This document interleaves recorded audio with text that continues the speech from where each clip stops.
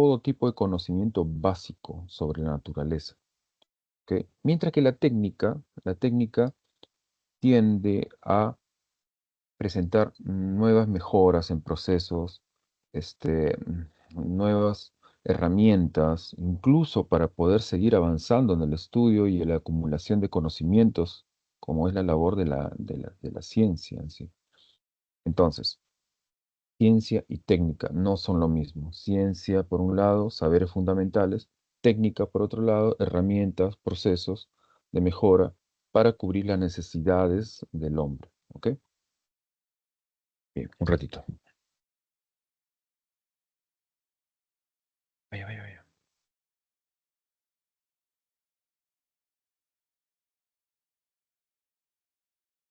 Disculpen la gatita. Ya, vamos. Entonces, la química como ciencia central, dice, está relacionado con, sí, se interrelaciona, ¿ya? Con ciencias, en todo caso, formales, tales como la matemática y como la lógica. ¿Ok? Aquí está un poquito, ¿no? Pero bueno, según Mario Bunge, habla acerca de la matemática y la lógica como ciencias formales. ¿Ok? Aquellas que solamente necesitan una comprobación eh, sistemática de los axiomas planteados así de una manera para poder explicar también, ¿no? Un fenómeno matemático, por decir así, ¿no? Una, una ley, una formalidad. Sin embargo, ciencias como biología, como química, sucede de que ellos necesitan de la experimentación adicionalmente. ¿Ok?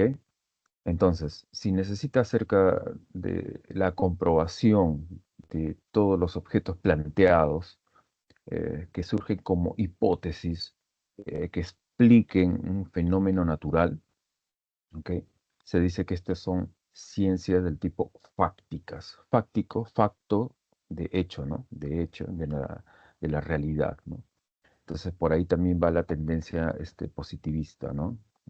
De la naturaleza de la química.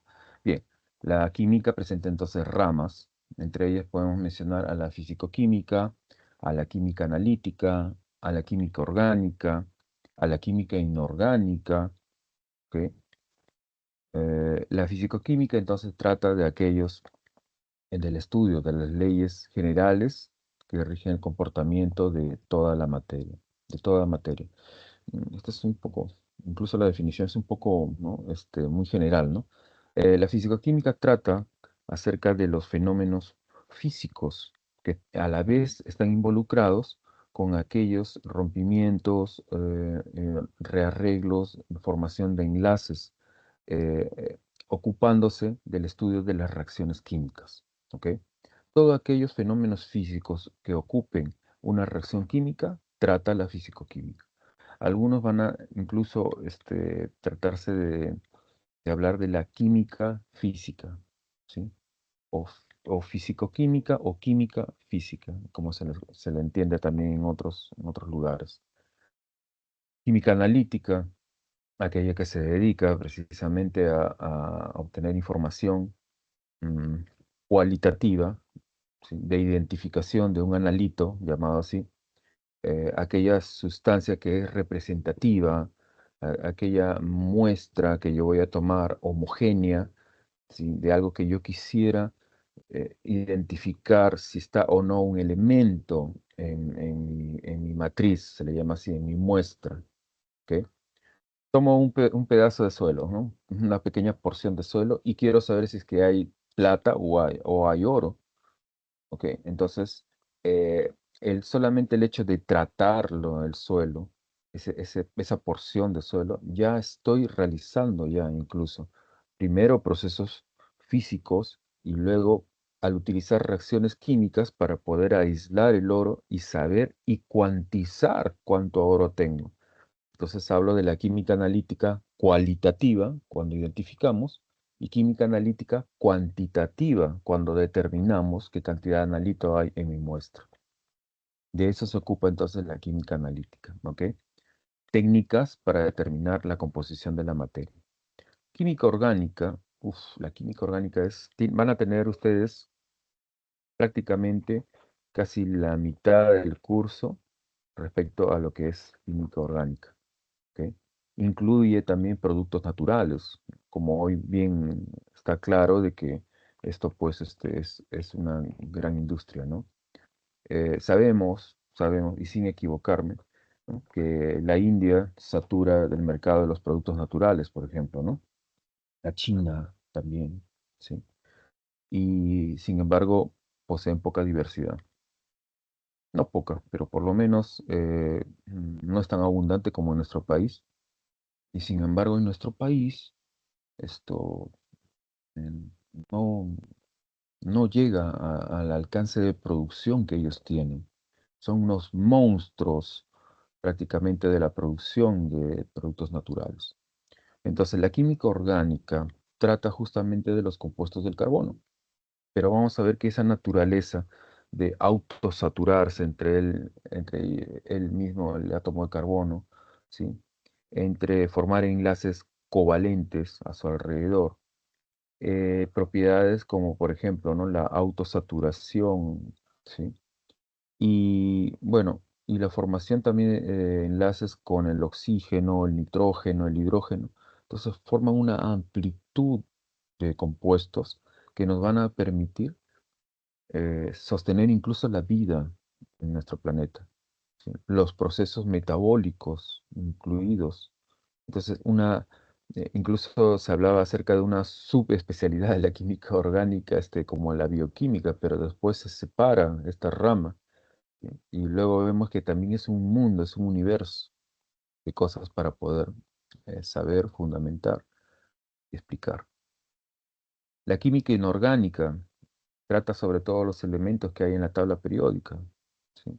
Dense cuenta que la química inorgánica habla acerca también de los fertilizantes inorgánicos. No solamente hay fertilizantes naturales, sino también en un principio se utilizaba, por ejemplo, la urea, ¿no? Bueno, hasta ahora se utiliza la urea, ¿no? Pero antes era de una forma, pues, sostenible, digamos, ¿no? Por la naturaleza, ¿no?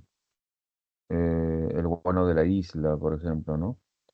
Se, se extraía y luego se enviaba ¿a dónde? A Europa, para que servía esto como em, fertilizante, ¿no? La urea. Bueno, después Waller, ¿no? Sintetiza la primera molécula o los primeros compuestos de urea como fertilizantes, ¿no? Entonces se desprende, ¿no? De la dependencia del guano, ¿no? De la isla. Y eso produce, a su vez, de nosotros, de nuestra parte, también una caída económica, ¿no? Los empréstitos, estábamos endeudados y imagínense, solamente con conocer y tener un poco más de conocimiento respecto a las sustancias. Qué importante, ¿no? La química inorgánica entonces trata de aquellos elementos de la tabla periódica y además aquellos compuestos que no son orgánicos. ¿A qué viene este comentario de la urea, no? Porque antes se pensaba que solamente la urea podía obtenerse a partir de seres vivientes, ¿no? ¿Sí? Pero luego se aísla y se obtiene un compuesto orgánico, ¿no? Pero a su vez, la química inorgánica eh, nos muestra también el estudio de aquellos fertilizantes que no son compuestos orgánicos. Entre ellos tenemos, por ejemplo, los nitratos, ¿no? Nitrato de potasio, por ejemplo, importantísimo para las fertilizaciones de los suelos, ¿no? Aquí, justo de lo que les hablaba, la bioquímica, procesos químicos, estudia los procesos químicos que involucran a los seres vivientes, ¿no? Entre ellos, estas moléculas estudiadas por la bioquímica, tenemos como a los ácidos nucleicos, los lípidos, las proteínas, los carbohidratos, ¿sí? Y bueno, acá hay un apartado de vitaminas, pero entre ellos, eh, justamente estas moléculas son prácticamente los pilares, ¿no? Los pilares de las reacciones involucradas que sostienen la vida en nuestro planeta. Em, Van a ver incluso una carrera de bioquímica, ¿sí? Dedicada solamente a eso. Eh, Ajá, está acabando la energía. Ya, ahí está, listo. Ahora sí. Ya.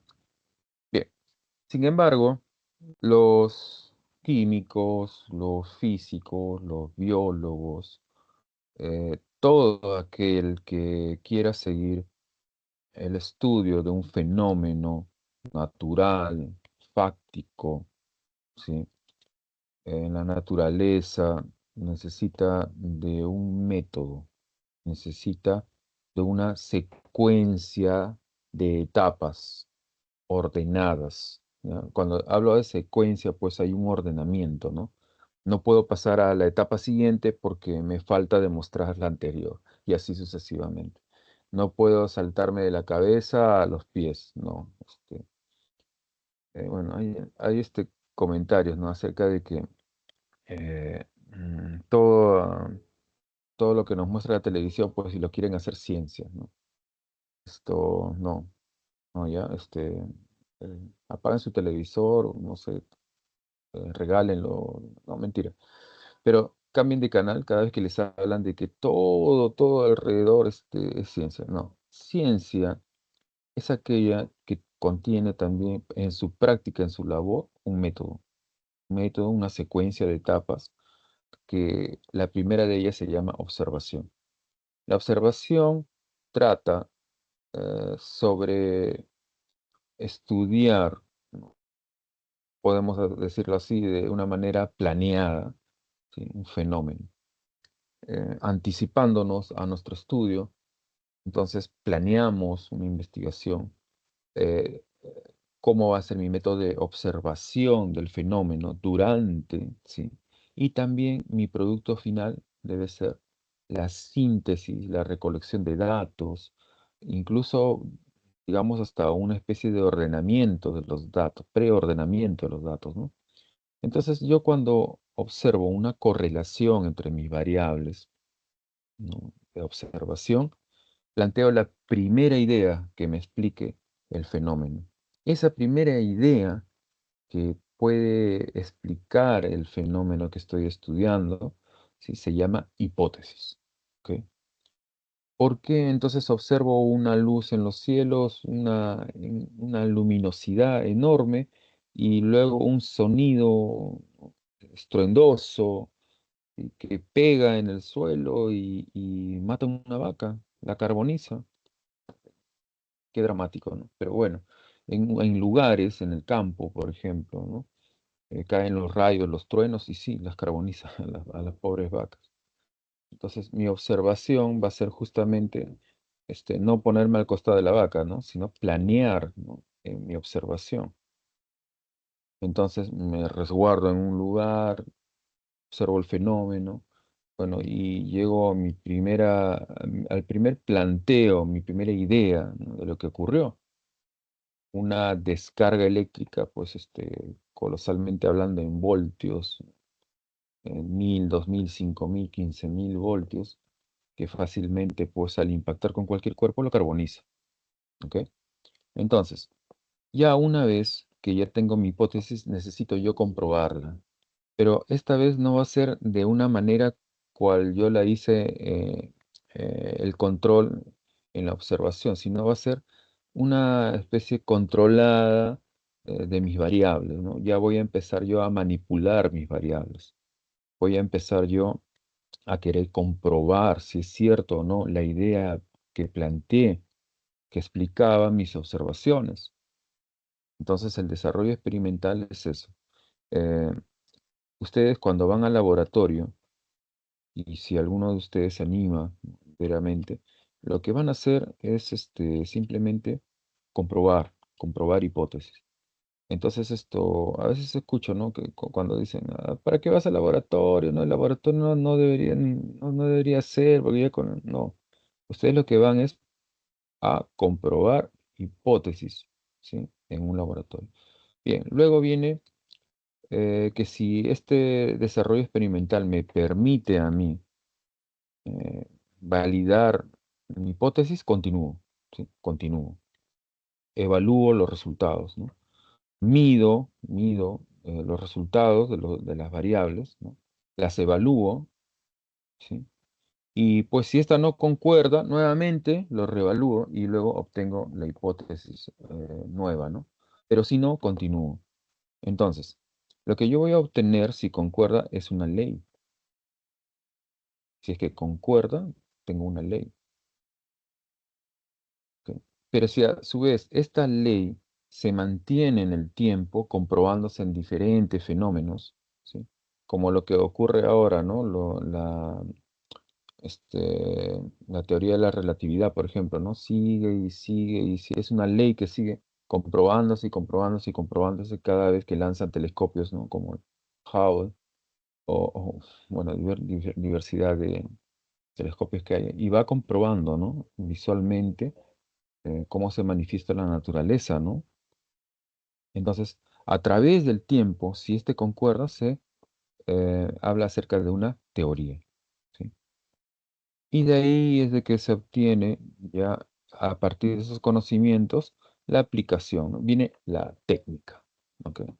Entonces, ante las necesidades también que surjan, ¿no? De conocimiento, la técnica también va avanzando, ¿no?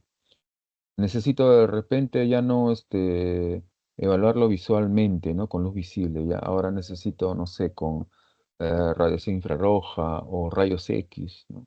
Radiotelescopios, ¿ok? Entonces, ante las necesidades de conocimiento también surge, pues, ¿no? Una necesidad que se le plantea a la técnica, ¿no? Desarrollo de mejores lentes, mejores métodos, etcétera. Bien, acá tenemos entonces un ejemplo de experimentación. Una gráfica. Una gráfica nos permite eh, visualizar nuestros resultados, ¿ok? Tomar una decisión sobre esos gráficos inmediato, ¿no? Y casi inmediata, ¿no? Aquel que tenga, por ejemplo, ya una cierta habitualidad a ver gráficos, pues ¿no? Ya se puede decir que es un experimentador, pues, ¿no? Bueno, de esto también trata un poco la ciencia de datos, ¿no? La ciencia de datos correlaciona un montón de elementos tales que le da una cierta tendencia, una línea recta, me da una proporcionalidad entre variables. Una hipérbola, ¿no? O una parábola, ¿no? Ya son curvas, que me van a permitir a mí, saber el grado de relación que hay entre las variables, ¿no? Entonces, la experimentación es una parte del método científico, es un procedimiento llevado a cabo para apoyar, refutar o validar una hipótesis en condiciones controladas, ¿ok? En condiciones controladas. Grupo experimental y grupo control. Grupo experimental, aquel que es expuesto a la condición, variable o estímulo, ¿ok? Grupo control es aquel que es utilizado para propósitos comparativos. ¿Ok? No se expone a la condición variable o estímulo experimental. ¿Han escuchado de eh, cuando hacen una experimentación de un fármaco, ¿no? Y hablan acerca de un placebo y acerca de un compuesto químico, ¿no? Para ser evaluado? El placebo es en términos, puede ser incluso un poco de harina, ¿no? Un poco de gelatina, ¿no? Que no contenga el, el fármaco en especial, ¿no? En este caso es un producto natural, ¿no? El ajo, ¿sí? Entonces, acá hacen una experimentación de tantos días, ¿no? Y los milimoles de colesterol por cada litro, ¿sí? Que se han obtenido a través del tiempo, ¿no? Miren, un descenso al utilizar ajo, ¿no? Estas barras, ¿sí? Así en blanco, pertenecen a la utilización del ajo como una sustancia que permite que descienda el colesterol, ¿no? Y esta es la unidad de medida, ¿no? Milimoles de colesterol por cada litro de solución. Ya lo vamos a ver más adelante, ¿sí? Bien, ahora entramos a lo que es magnitudes y unidades básicas del SI. Magnitud, ¿sí? Todo aquello que pueda ser susceptible a una medición. Empleamos entonces magnitudes para poder realizar medidas de un fenómeno, ¿ok? En este caso, por ejemplo, ocurre que a nuestros sentidos la extensión es una de las magnitudes cuya unidad es el metro y el símbolo es la letra M minúscula. Magnitudes 7. ¿ok? 7 magnitudes. Longitud, masa, tiempo, intensidad de corriente eléctrica, temperatura termodinámica, cantidad de sustancia, intensidad luminosa. Acuérdense de cantidad de sustancia, ¿ok? Por eso lo vamos a ver hasta en la sopa. Cantidad de sustancia química utiliza cantidad de sustancia como magnitud casi la mayor parte de veces, ¿sí? Y su unidad es el mol, el símbolo es el mol. Cuando hablemos ya de cosas como por ejemplo energía, calor, etcétera, hablamos también de gases, por ejemplo, ¿no? En el capítulo de gases hablamos del símbolo Kelvin. ¿Ok? Fíjense, Ampere y Kelvin, sus símbolos están en mayúscula, dedicados a estos científicos, ¿no? Ampere y Kelvin. ¿Ok? Otra cosa más, la masa, miren, no está con letra mayúscula el símbolo. Ambos son en minúscula, ¿no? ¿Ok? Aunque a veces errores de tipeo o mala costumbre, pues no colocamos K en mayúscula y G en minúscula. No, así no es. Ya es minúsculas los dos. Bien, tenemos entonces también las magnitudes derivadas, aquellas magnitudes que han sido obtenidas a partir de las fundamentales, de las 7 fundamentales, ¿no? Como se vio en la diapositiva anterior. Ok, entonces, tenemos volumen como una multiplicación de 3 extensiones, ¿no? Metro por metro por metro, nos debe dar metro al cubo. Y así, según la definición que tengamos, ¿sí?, de la ley que rige para cada una de estas magnitudes, podemos obtener sus unidades correspondientes, ¿no? Entonces, manipulando así cada una de las magnitudes fundamentales, obtenemos las magnitudes derivadas, ¿ok? Los múltiplos y submúltiplos. A ver, chicos, cuando uno habla acerca de múltiplos y submúltiplos, eh, apropiémonos primero de la notación, ¿sí? La notación para, por ejemplo, los múltiplos, ¿ok? Ocurre que son siempre con valores del exponente de una potencia de 10, ¿sí?, de la base 10, todos positivos, ¿ok? Los tres primeros, 10 a la 1, 10 al cuadrado, 10 al cubo, son de uno en uno. Los exponentes varían de uno en uno, aumentando en los múltiplos. De 3 en 3, ¿sí?, cada 3 va a partir de 10 a la sexta a 10 a la 24. Cada uno de ellos obtiene entonces un prefijo. Les corresponde un prefijo.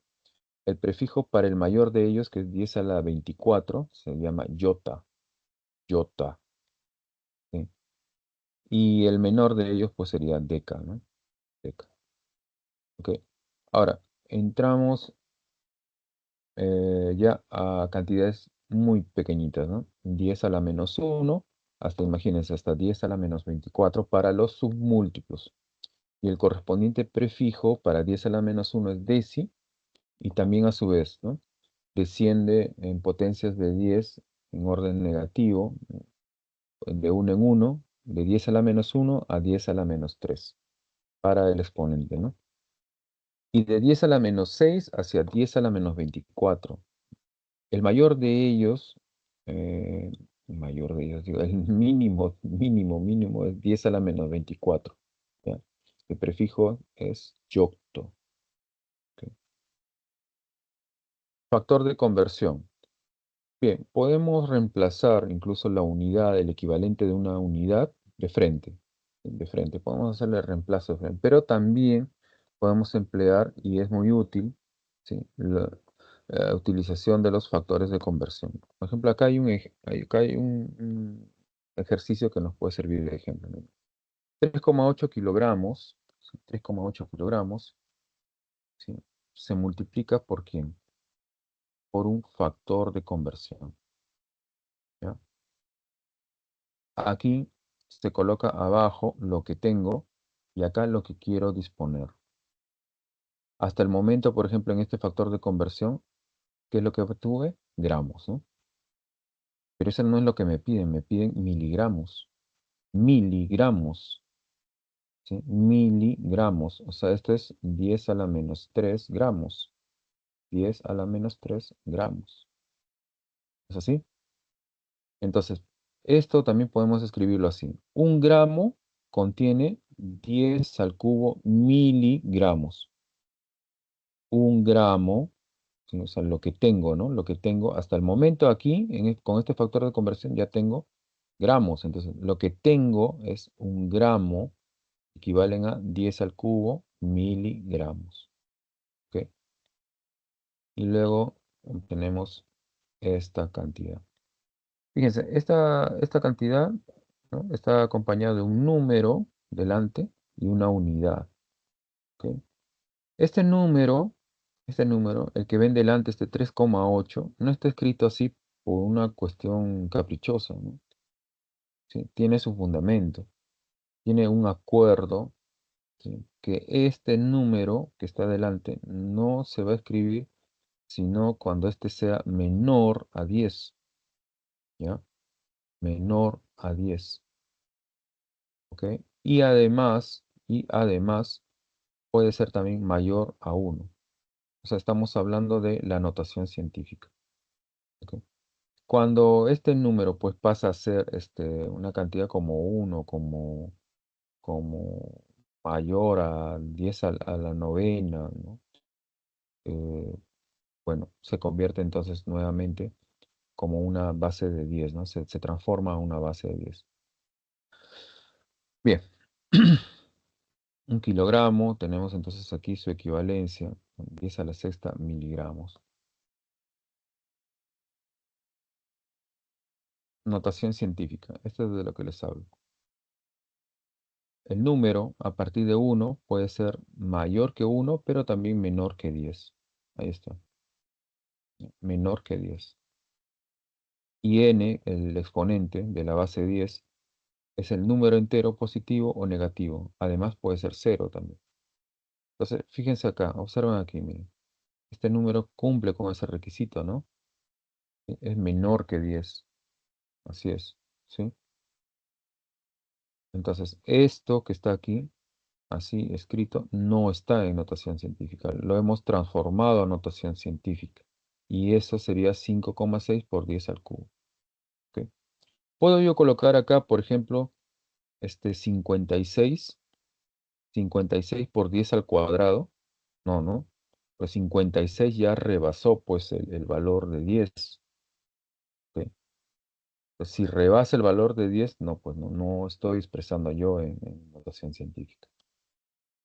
Acá, por ejemplo, ¿no? Acá lo han colocado como 5,6 por 10 a la menos 3. ¿Es válido? Sí es válido porque este valor de 5,6 es menor que 10. ¿Ya?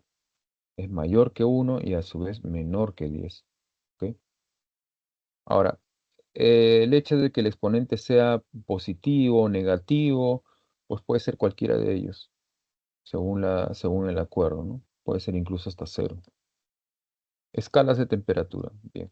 Cuando hablamos de temperatura, hablamos acerca de una medición del grado con el cual vibran las moléculas, un grado en el cual la energía calorífica está transmitiéndose a través de los cuerpos. Entonces, cuando nosotros ponemos en contacto nuestro termómetro, estamos también afectando al sistema, estamos midiendo, perturbando nuestro sistema. Pero sin embargo, esa perturbación nos va a dar una medida también relativa, digamos, ¿no? De el grado de vibración de las moléculas.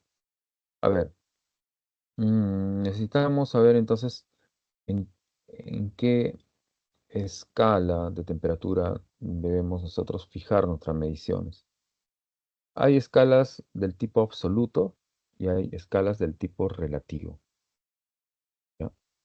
Pero siempre vamos a tener en cuenta dos cosas, ¿sí? Para poder nosotros fabricar nuestra escala, entre comillas, fabricarlo, ¿sí? Porque en realidad es una cuestión mental del día de hoy, ¿no? En la modernidad. Pero en la antigüedad, pues se demoraron, ¿no? Se estudió muchas escalas, y entre ellas las de Fahrenheit, las de Kelvin, las de Rankine, ¿sí? Celsius, quedaron en el tiempo. ¿Ok? Entonces, necesitamos una sustancia tal cual nos indique el menor valor con el cual esta sustancia transite de, del estado sólido al estado líquido, como es el agua, que sea estable durante un amplio rango de temperaturas, por lo menos, ¿sí? Entonces, y a su vez necesitamos también otra temperatura más, otro punto en el cual de temperatura nos hable de la transición también de líquido hacia vapor. Hablamos entonces del punto de fusión del agua y el punto de ebullición del agua. Pues estos puntos, estas temperaturas, estas lecturas no van a cambiar, ¿ya? Se van a mantener fijos y nos van a servir para poder establecer las escalas de temperatura. ¿Ok?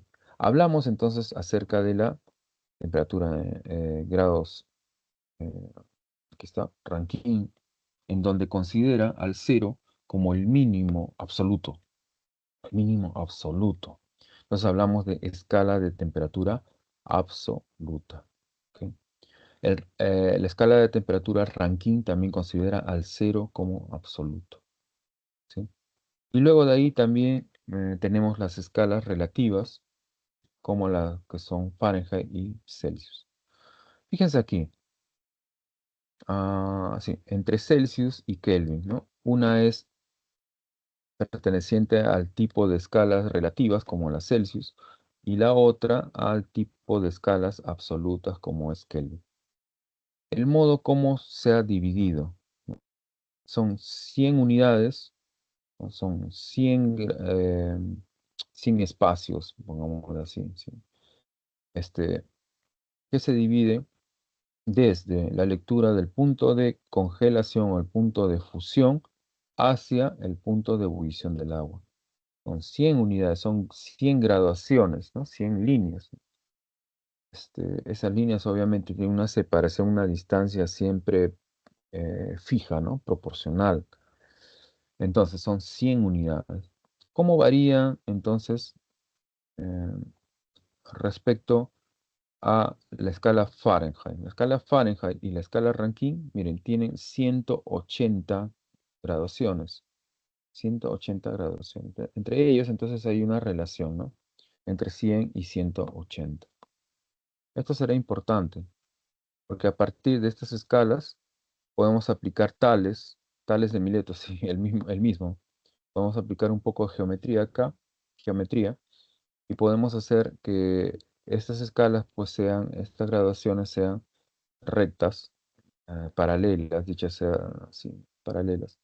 Y esta lectura, ¿no?, que tenemos acá, sean las líneas divisorias para poder nosotros realizar el cálculo de esta fórmula que tenemos acá.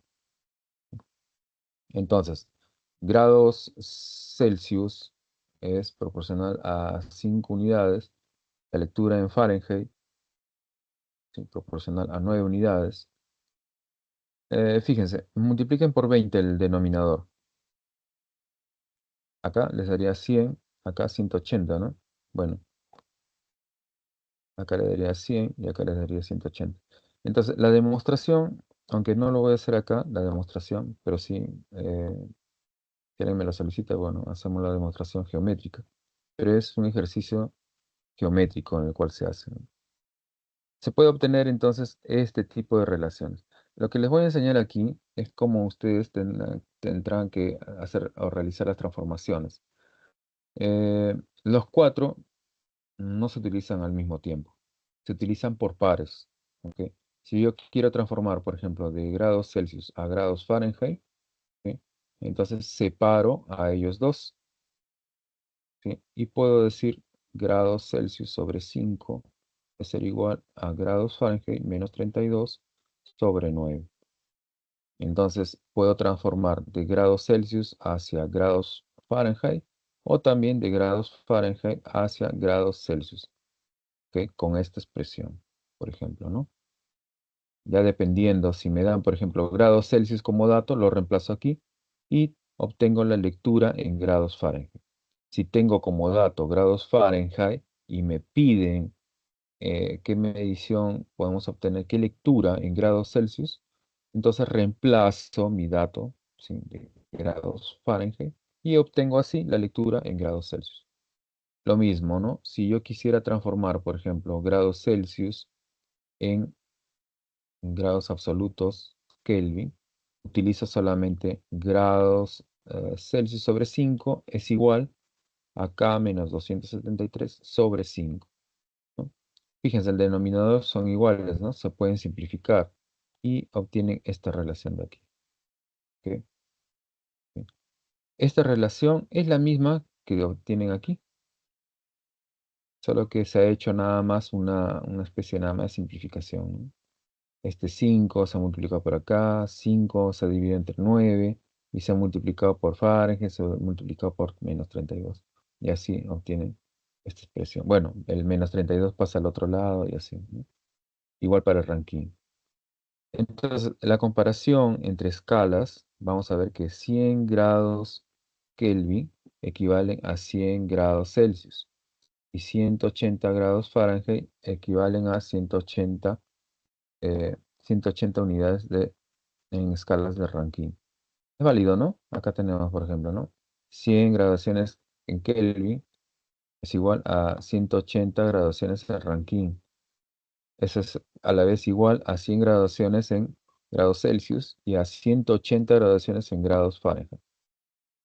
¿Cómo variamos? ¿Cómo es la variación? Entonces, aquí, presten atención a esto. Un grado Kelvin, la variación de un grado Kelvin es igual a la variación que puede haber en grados Celsius. ¿Ok? ¿Ok? Variación. ¿Ya? No lectura puntual, sino variación. ¿Ya? El cómo varía también es respecto al grados Fahrenheit y grados Rankine es 1,8 para cada uno de ellos. Esto acá, por favor, grábense.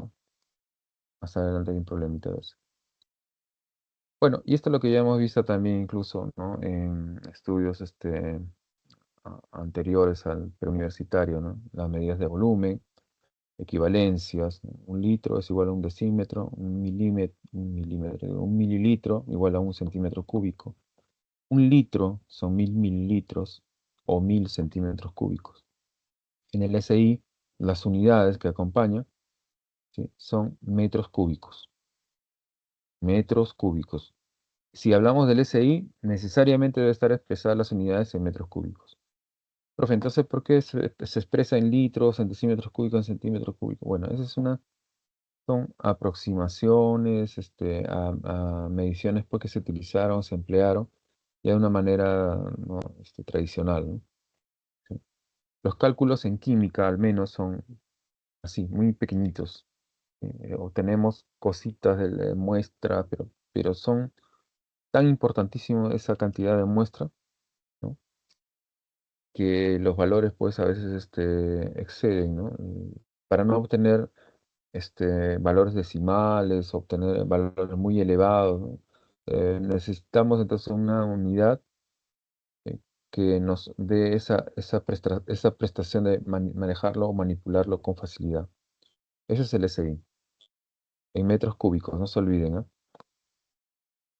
Unidades de presión, tienen ahí fuerza sobre área, unidades de fuerza Newton, área, metro cuadrado. Y algunas veces este Newton sobre metro cuadrado se denomina Pascal. ¿Ok? Tenemos entonces una atmósfera equivale a toda esta cantidad en pascales. Una atmósfera es igual a 760 milímetros de mercurio, ¿no? Una atmósfera 760 torr. Milímetros de mercurio. El ascenso del mercurio en oposición a la presión atmosférica, a la presión que ejerce la atmósfera sobre unidad de superficie en un recipiente que contiene mercurio. Ese mercurio asciende a través de un capilar, ¿sí? ¿Cuánto? 76 centímetros, lo que es igual a 760 milímetros de mercurio. ¿Ok? La densidad. La densidad hablamos acerca de un ratio, ¿sí? Entre la masa y el volumen. ¿Ok? Gramos, unidades de la masa y volumen, bien expresadas en mililitros o bien expresadas en centímetros cúbicos. Mi pregunta es, ¿estamos hablando aquí de sistema internacional No, no. Para un gas, la densidad como es masa sobre volumen. En gas, el gas presenta una masa en gramos y el volumen en litros, se puede expresar. ¿Estamos en el SI? No. En el SI, entonces manipulamos unidades fundamentales también en el sistema internacional. Para la masa en kilogramos y para el volumen en metros cúbicos. ¿Ok? Sigamos. Ahí tienen ustedes una tabla de la densidad de algunas sustancias. Disculpe que tengo que avanzar. ¿Sí? Luego tenemos la materia. ¿Qué es la materia? Es todo aquello que existe en nuestro universo. ¿Ya? Este, por ahí de repente, en años anteriores preguntaron, ¿no? Colocaron, ¿no?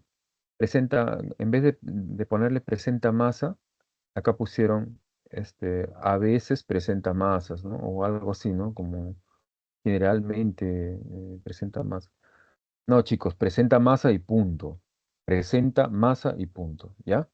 Y además ocupa un lugar en el espacio, así, ¿ya? Determinados, fuertes, ¿no? Sin dudar, presenta masa.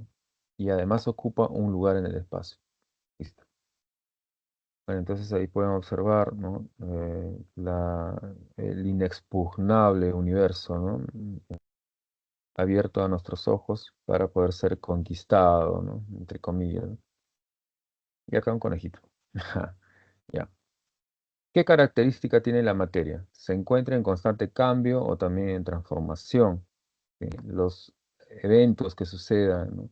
De transformación entre cada uno de esos estados, ¿no? Son procesos, eh, estados de la materia, ¿no? Estados de agregación de la materia. Acá tenemos, por ejemplo, el estado sólido, acá tenemos el estado líquido, ¿sí? Y acá tenemos el estado gaseoso, ¿no? A ver, en el estado sólido predominan las fuerzas de atracción, predominan las fuerzas de atracción. Sin embargo, en el estado líquido se puede decir que hay un cierto equilibrio, ¿no? Un equilibrio está mal dicho, pero bueno, sí, digamos que hay una cierto balance, hablemos así, de las fuerzas de atracción y las fuerzas de repulsión. Pero sin embargo, en un gas, ¿sí? Las fuerzas de repulsión son las que predominan. Cada molécula no soporta la interacción de de la otra molécula, ¿no? Entonces trata de alejarse lo más posible, ¿no? Cosas de la naturaleza, ¿no? Bueno, de este lado, bueno, este es un cambio, un proceso, pues, ¿no? De madurez, pues, de un gato. No sé qué hace ahí el gato, pero bueno. Ciclo hidrológico también del agua, ¿no? Aquí, la formación en las nubes, ¿no? Formación en las nubes es agua, pues, en forma gaseosa, ¿no? Sí. La clasificación de la materia, podemos entonces clasificarla como sustancia o mezcla. Mezcla puede ser, entonces, cuando es homogénea, la reunión, ¿no? De dos componentes, dos o más componentes, y estos se juntan de tal manera que forman una sola fase, ¿sí? A primera vista, a primera impresión, hablamos de una mezcla homogénea. ¿Sí? Cuando son dos o más fases en una mezcla heterogénea, ¿no? Acá tenía agua y aceite, ¿no? Dos componentes y se forman dos fases, ¿no? Cada fase de una mezcla heterogénea, en realidad sería, ¿no? Eh, Como su propio nombre lo dice, contiene propiedades homogéneas, ¿no? ¿Sí? Pero juntas, al mezclarse, al revolver, ustedes pueden revolverlo, pueden ponerle a cabeza de todo en un recipiente, pero siempre se van a separar, ¿sí? Siempre se van a separar en una mezcla heterogénea bifásica, por ejemplo, como el agua y el aceite, ¿ok? Entonces, un compuesto polar nunca, chicos, se va a mezclar con un compuesto, una sustancia apolar. Para que se junten, deben tener la misma naturaleza, ¿ok? ¿Cuántas fases, por lo menos, se ha visto en la naturaleza o, digamos, en experimentación que puedan existir? ¿Cuántas fases estables, hablando así con propiedad, ¿no? Son ocho como máximo. Bueno, dentro de la clasificación de las sustancias puras, obtenemos aquellas que están conformadas de un solo elemento. Los elementos de la tabla periódica, ¿no? Elementos simples, ¿no? Elementos de la tabla periódica. Pero a veces también forman agregados, y esos agregados son estables. Por ejemplo, el fósforo, fósforo blanco, ¿no? Entonces lo podemos simbolizar como un P4, por ejemplo, ¿no? O el azufre ortorrómbico, un azufre, elemento azufre. Ocho azufres de ellos como un agregado, ¿no? Puede existir en la naturaleza. Bueno, otros que pueden existir, por ejemplo, el ozono. También podemos tener otro agregado de grafito, otro agregado de grafeno, ¿no? Nanotubos o también fullerenos. Uy. Bueno, todo esto de acá se le llaman alótropos, alótropos del carbono, alótropos del carbono, ¿no? En todo caso, ¿no? Sí, puede existir también alótropos para otro tipo de elementos, sí. ¿Sí? Pero acá esto que hago en mención son algunos de los alótropos del carbono. Acá me estoy olvidando, por ejemplo, del diamante, ¿no? Bueno, acá le van a poner, ¿no?, cuestiones de espacio, se me va a salir muy chiquitito. Ven acá al diamante. Oh, ya, no, ya la regué. Ay, perdón.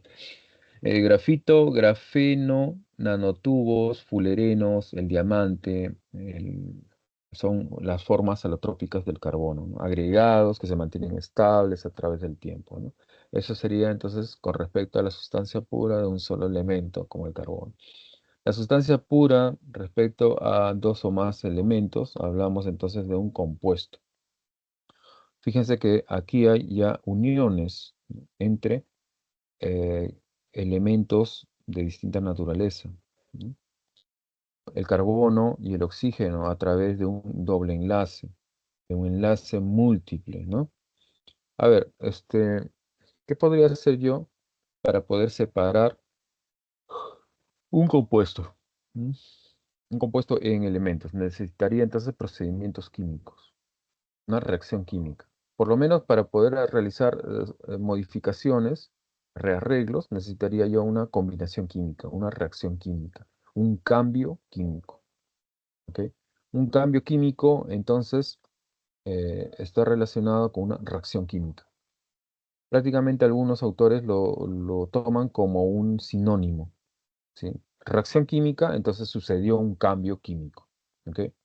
Sin embargo, cuando nosotros precisamos de utilizar procedimientos que conlleven a la separación de fases, por ejemplo, en el caso de las mezclas heterogéneas, ¿no?, mecánicamente, sin utilización de ningún tipo de reacción, entonces hablamos de la utilización de un cambio físico, ¿sí?, para poder separarlos. ¿Ok? Sustancia pura. Bien, hay ejemplos, pueden ser monoatómicos o poliatómicos, lo que acabo de hablarles, ¿no? Como en el caso del ozono, el cloro, por ejemplo, ¿no? Cloro gaseoso.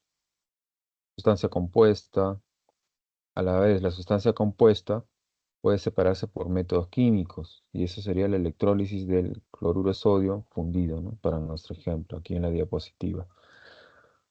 Las mezclas, ¿sí? Una aleación es una mezcla sólida.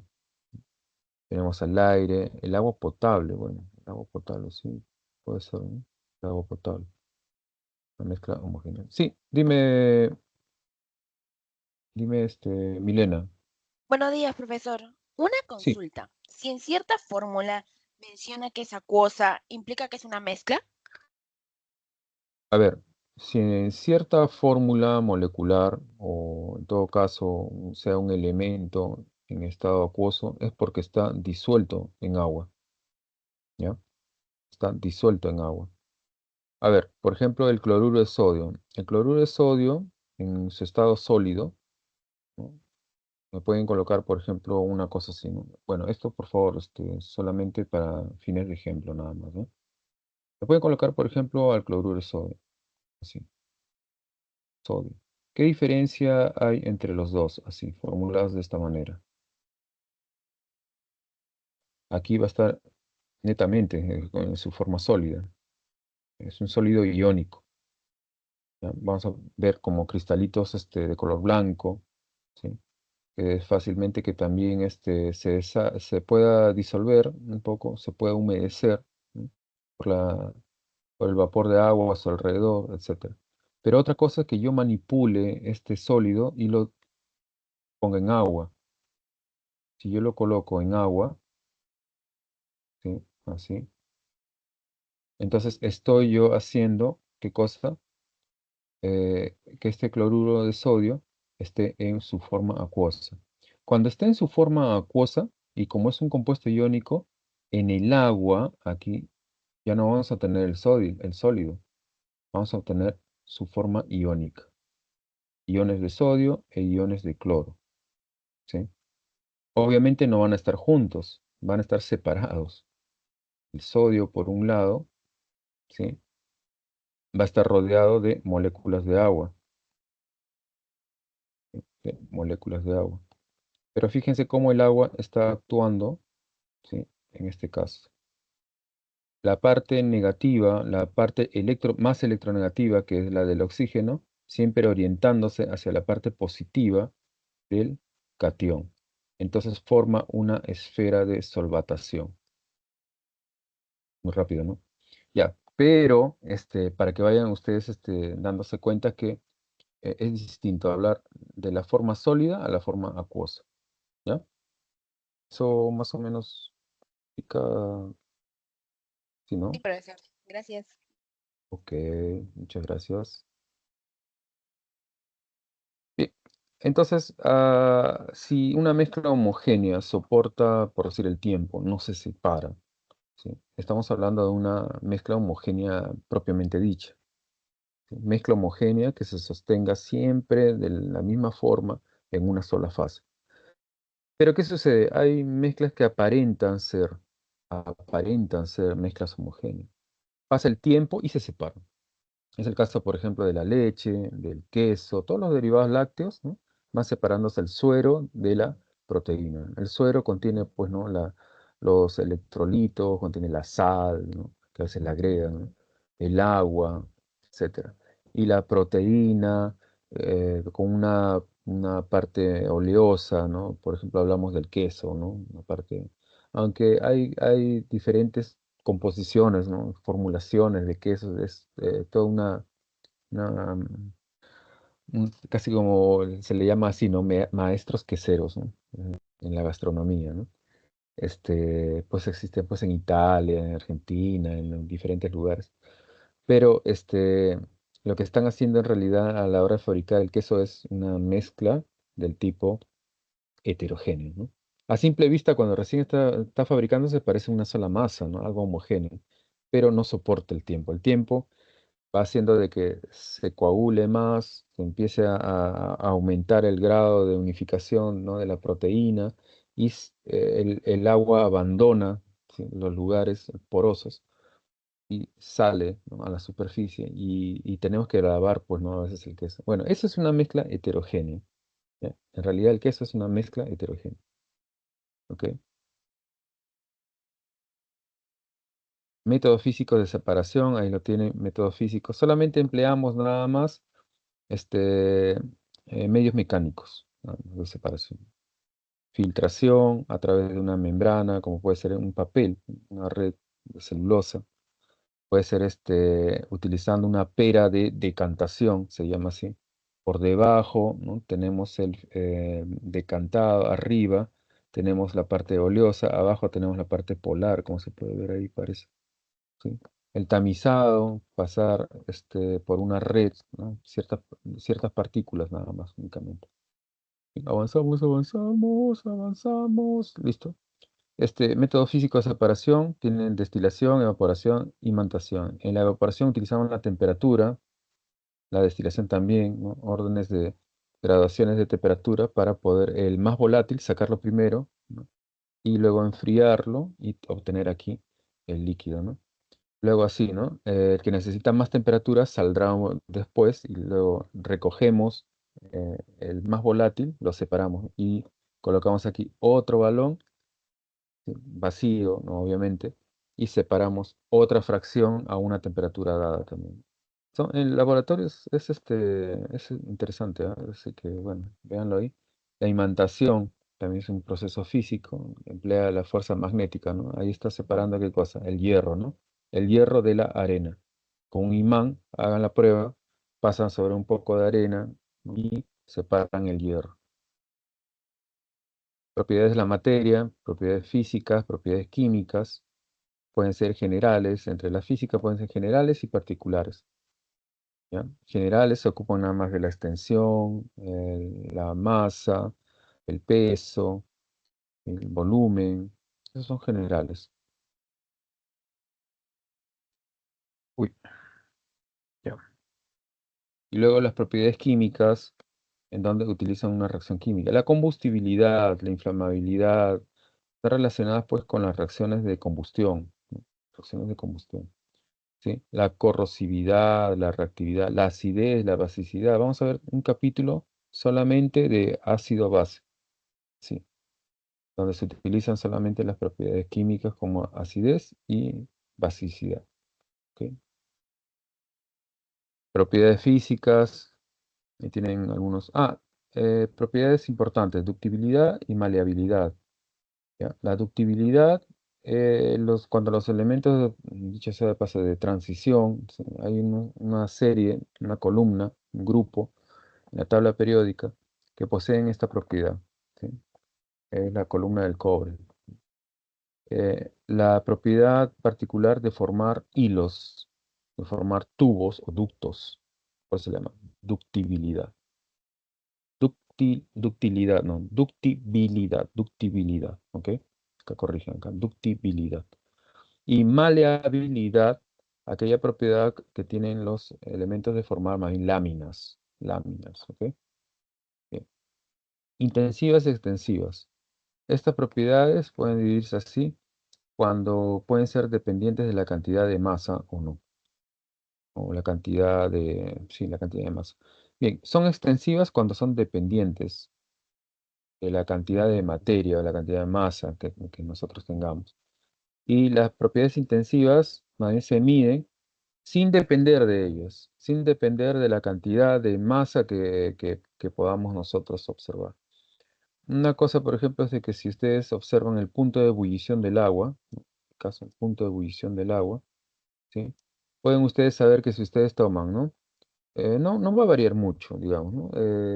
El agua de los ríos, ¿no? El agua potable o el agua de los mares,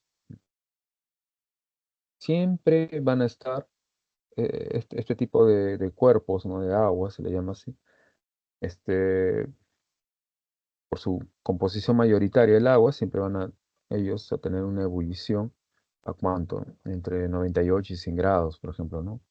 A nivel del mar, 100 grados, ¿no? Ok. La densidad también igual.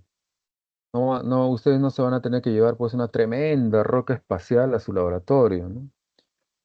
Van a tener que solamente tomar una pequeña porción, no va a depender de la masa, ¿no? ¿Quieren ustedes saber la composición? Bueno, toman la más homogénea de todas las muestras que puedan obtener de ese meteoro, por ejemplo, ¿no?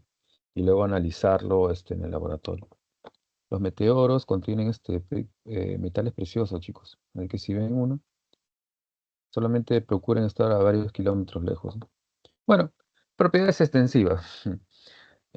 Ahí tienen ejemplos: volumen, fuerza, masa y peso. Temperatura de ebullición, conductividad térmica. Se habla acerca de la generación del calor, por un lado, y cómo esta energía calorífica que se genera se transmite a través de ese cuerpo, ¿no? Hacia las zonas más frías. ¿Ok? La dureza, la resistencia a ser rayados entre los cuerpos, ¿no? El diamante, en una escala denominada mols, ¿sí? Tiene el mayor grado de dureza. ¿Ok? Temperatura de ebullición normal a una atmósfera a 0 metros sobre el nivel del mar, 100 grados Celsius. Esa sería la temperatura de ebullición del agua. Propiedades químicas es sinónimo de una reacción química. Listo. Combustión, cuando reacciona con el oxígeno. Acidez o basicidad, cuando está frente a un ácido, una base, una sustancia, ¿no? Bueno, la reactividad, pues, entre el sodio y el agua es explosiva, pues, ¿no? El sodio, al ponerse en contacto con el agua, no lo hagan en casa, chicos, les advierto, no hagan estas cosas ni el TikTok, son a veces un poco que, ya, eso se hace en condiciones seguras de laboratorio. Estado sólido, líquido y gaseoso son estados de agregación de la materia, existiendo en la naturaleza por lo menos un listado, más de 20, sí, más de 20 estados que se pueden plantear o proponer, pero de ellos los tres clásicos, sólido, líquido y gaseoso en nuestra naturaleza. Sólido cuando predominan las fuerzas de atracción, como ya les dije hace un momento. Líquido cuando se mantienen en balance las fuerzas de atracción, las fuerzas de repulsión. El estado gaseoso cuando predominan las fuerzas de repulsión. Cambios de estado físico. Si nosotros entonces tratamos de agregar, calentar, ¿no? Con energía calorífica eh, nuestra sustancia, nuestro compuesto, en el caso de aquí del agua, ¿sí? Sólida, por un proceso llamado endotérmico de calentamiento, ¿sí? El proceso para poder pasar de sólido a líquido le llamamos fusión, ¿sí? Luego agregamos nuevamente calor y pasamos de líquido a gas, se llama vaporización, ¿ok? Entonces estamos hablando de procesos del tipo endotérmico, endotérmico. Y si tenemos un proceso en el cual involucra de frente el paso del sólido a gas, hablamos de la sublimación, ¿ya? En caso contrario, cuando hablamos de enfriamiento, por ejemplo, un gas se enfría y puede pasar de frente, ¿no? A ser sólido, hablamos entonces de sublimación inversa. También se le llama deposición, también se le llama compensación. ¿Ok? ¿Cómo se obtiene grafeno? Interesante, ¿no? El grafeno se obtiene mediante este tipo de proceso, ¿ya? Luego, el gas para que pase al líquido se le puede llamar, si es un proceso espontáneo, condensación, pues, ¿no? Condensación. Pero, si nosotros ejercemos una acción mecánica, ya se pasa así, ejercemos grandes presiones, ¿sí? En un proceso controlado, obviamente hablamos de licuación. Y para pasar de líquido a sólido, hablamos de solidificación bajando la temperatura, pues, ¿no? Ahí lo tienen, los tres estados. Bueno, cambios de la materia pueden ser físicos, químicos o nucleares. Nucleares cuando involucra, pues, procesos en el núcleo, la descomposición en el núcleo, que puede ser transmutaciones, pueden ser fusiones, ¿sí? Cuando tratamos de mezclar dos núcleos, ¿no? Tratamos de sí, mezclarlos o fusionarlos, ¿no? Fisión cuando rompemos más bien, ¿no? Un núcleo, una partícula muy pequeñita, puede ser un protón, a un núcleo enorme, ¿no? Ese es el caso, por ejemplo, ¿no? De la bomba atómica, pues, ¿no? ¿Sí? O también procesos también controlados también, chicos, ¿no? Hay una carrera de energía nuclear, ¿no? Ingeniería nuclear. Vamos a ver qué hacemos, pues. Pero está buenísima esa carrera, bueno, me encuentro yo encantado con esa propuesta. Bien, tenemos ahora químicos. Los procesos químicos pueden ser cuando se involucran reacciones químicas, ¿ya? Reacciones químicas. O sea, es decir, aquellas que involucran la, la, la conversión o el rearreglo de enlaces. ¿Ok? Estamos hablando de electrones. Los procesos que ocurren electrónicos los aborda los procesos, son abordados por los procesos químicos, ¿no? Los procesos químicos involucran, involucran el estudio de cómo se reordenan los enlaces, ¿no? De cómo es el movimiento incluso de los electrones, ¿no? Los procesos nucleares, más bien, de acuerdo a los procesos que se involucran en el núcleo. Físicos, sin embargo, son solamente aquellos que involucran un cambio en la forma de las sustancias o compuestos, de la morfología únicamente. No hay un cambio íntimo de la materia. El cambio solamente se da, como les digo, exteriormente, ¿no? Físicamente nada más, ¿no? Como por ejemplo la ebullición del agua, ¿no? El cambio de estado no obliga al agua a cambiar de forma o ser ya no agua, propiamente dicho, ¿no? Sino simplemente va a cambiar de morfología, ¿no? De una especie de cristal en la parte sólida, ¿no? a- en el estado sólido, perdón, a una fase muy disgregada, ¿no? En forma gaseosa, ¿no? Ese es un cambio físico, ¿sí? El cambio de sólido a gas, ¿no? En una sublimación va a ser entonces un cambio del tipo físico. Cambia nada más la morfología, no dejó de ser agua, eh, el compuesto. Fenómenos físicos: romper un lápiz, ebullición, laminado un metal, combustión, ya está, reacción química, ¿no? Reacciones nucleares, ¿no? Fisión nuclear, la bomba atómica ahí lo tienen, ¿no? La fusión nuclear. Eh, sí, esos son los que están en experimentación, pues, ¿no? En China, ¿no? Creando soles, ¿sí? Interesante. La energía, aquella capaz de realizar trabajo. La energía entonces tiene las mismas unidades también que el trabajo. En el sistema internacional podemos hablar que un joule, la unidad de un joule equivale a decir newton por cada metro, newton por metro. Ergios más bien son unidades inglesas, ¿ya? Unidades inglesas. Profe, pero todo esto de acá no está en el SI. No, no está en el SI. Son utilizadas así como unidades de energía, ¿ya? Luego, una caloría equivalente a 4,18 joule. Eso es el llamado también equivalente mecánico del calor, así se le llama también, ¿ya? 4,18 joules equivalen a una caloría. Bien, veamos. Bueno, aunque acá faltó algunas cosas, pero bueno, ya se irán incorporando. Hay una ley que obliga al estudio, en el estudio de la termodinámica, a conocer el tránsito del calor. El calor siempre se transmite de la zona más caliente a la zona más fría, lo saben, ¿no, chicos? Entonces, cuando hace calor y digan, abre la ventana, abre la puerta, y adentro están, mejor, ¿no? Están con frío incluso, ¿no? No lo hagan, pues, ¿no? Porque lo que van a hacer es tener más calor todavía, ¿no? Entonces, eso es por un poco el desconocimiento de la ley cero de la termodinámica, de la transición de la temperatura, de la energía calorífica. La cantidad de calor, entonces, puede decirse que es igual al calor específico por la masa y por un delta de T. Este delta de T, ¿sí? Me expresa una cantidad, una variación de temperatura. Una temperatura, por ejemplo, final en un estado 2 menos una temperatura inicial en un estado 1. ¿Ok? La cantidad entonces de calor tiene unidades tales como la caloría, como el joule. Calor específico me indica la cantidad de calor, ¿sí? eh, que puede absorber o que puede emitir o que puede liberar, ¿sí? Una sustancia por unidad de masa por cada grado Celsius. ¿Ok? La capacidad calorífica, ¿ya?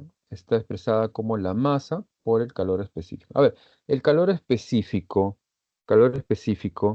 dependerá de la masa. No, ¿no? Bueno, hagamos atención un poco al nombre, ¿no? Específico, ¿no? Yo no necesito este, llevar todo, como les digo, una cantidad de masa, un cuerpo, llevármelo al laboratorio y luego saber de qué sustancia se trata, ¿no? Obligatoriamente sabiendo la cantidad de masa. No. Solamente tomo una muestra nada más y ya por su calor específico yo puedo ya determinar de qué metal en todo caso se trataría, ¿no? ¿Sí? Esta es la cantidad de calor. Este flujo calorífico transita, ¿no? Como ya les acabo de decir, ¿no? Desde la parte más caliente hacia la parte más fría. ¿Ok? Entonces, esos tránsitos, entonces, me van a obligar a pensar que algún tipo de cuerpo puede ganar calor y otro puede perder calor. Entonces, en el equilibrio térmico, el calor ganado más el calor perdido debe establecerse que es igual a cero. Pues mejor es utilizar esta ley en todo caso, ¿no? Mejor es utilizar. a que esta ley, sí, yo les hago esa propuesta, porque la verdad esto de acá más bien, procura confusiones, ¿sabes? ¿Ya? Entonces, cuando ustedes dominen solamente esta ley y luego puedan reemplazar el calor ganado, el calor perdido, ¿sí? Como estas expresiones que están aquí, su calor específico, la masa por el del de T, entonces están utilizando la ley de equilibrio térmico. Ley de conservación de la materia de energía. Fíjense acá, la ley de conservación de energía está dada por la masa por la velocidad de la luz al cuadrado. Bueno, esta ecuación ya es más que simplificada, es súper simplificada. ¿Ok? Incluso utilizó Albert Einstein el apoyo de un gran matemático, ¿no? ¿Cómo se llamaba? ¿Cómo se llamaba ese científico? Lorentz, ¿no? Lorentz. Lorentz ayuda a definir este tipo de ecuaciones, ¿no? Que involucran los cambios de la energía, ¿sí? Que pueden darse en la naturaleza. Bueno, ingresamos entonces a los ejercicios en clase. Espera un momentito, me permiten. Vamos a cambiar de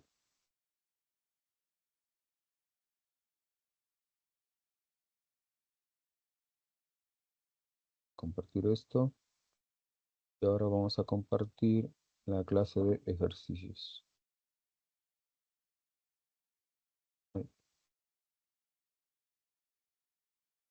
Ahí, ya,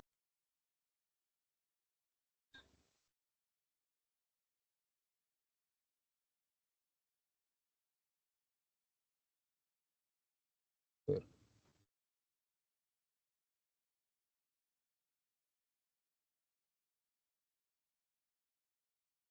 ¿cómo que no hay? ¿Cómo que no hay?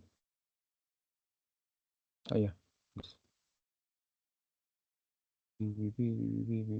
Ah, ejercicios de clase. Ahora se lo comparto.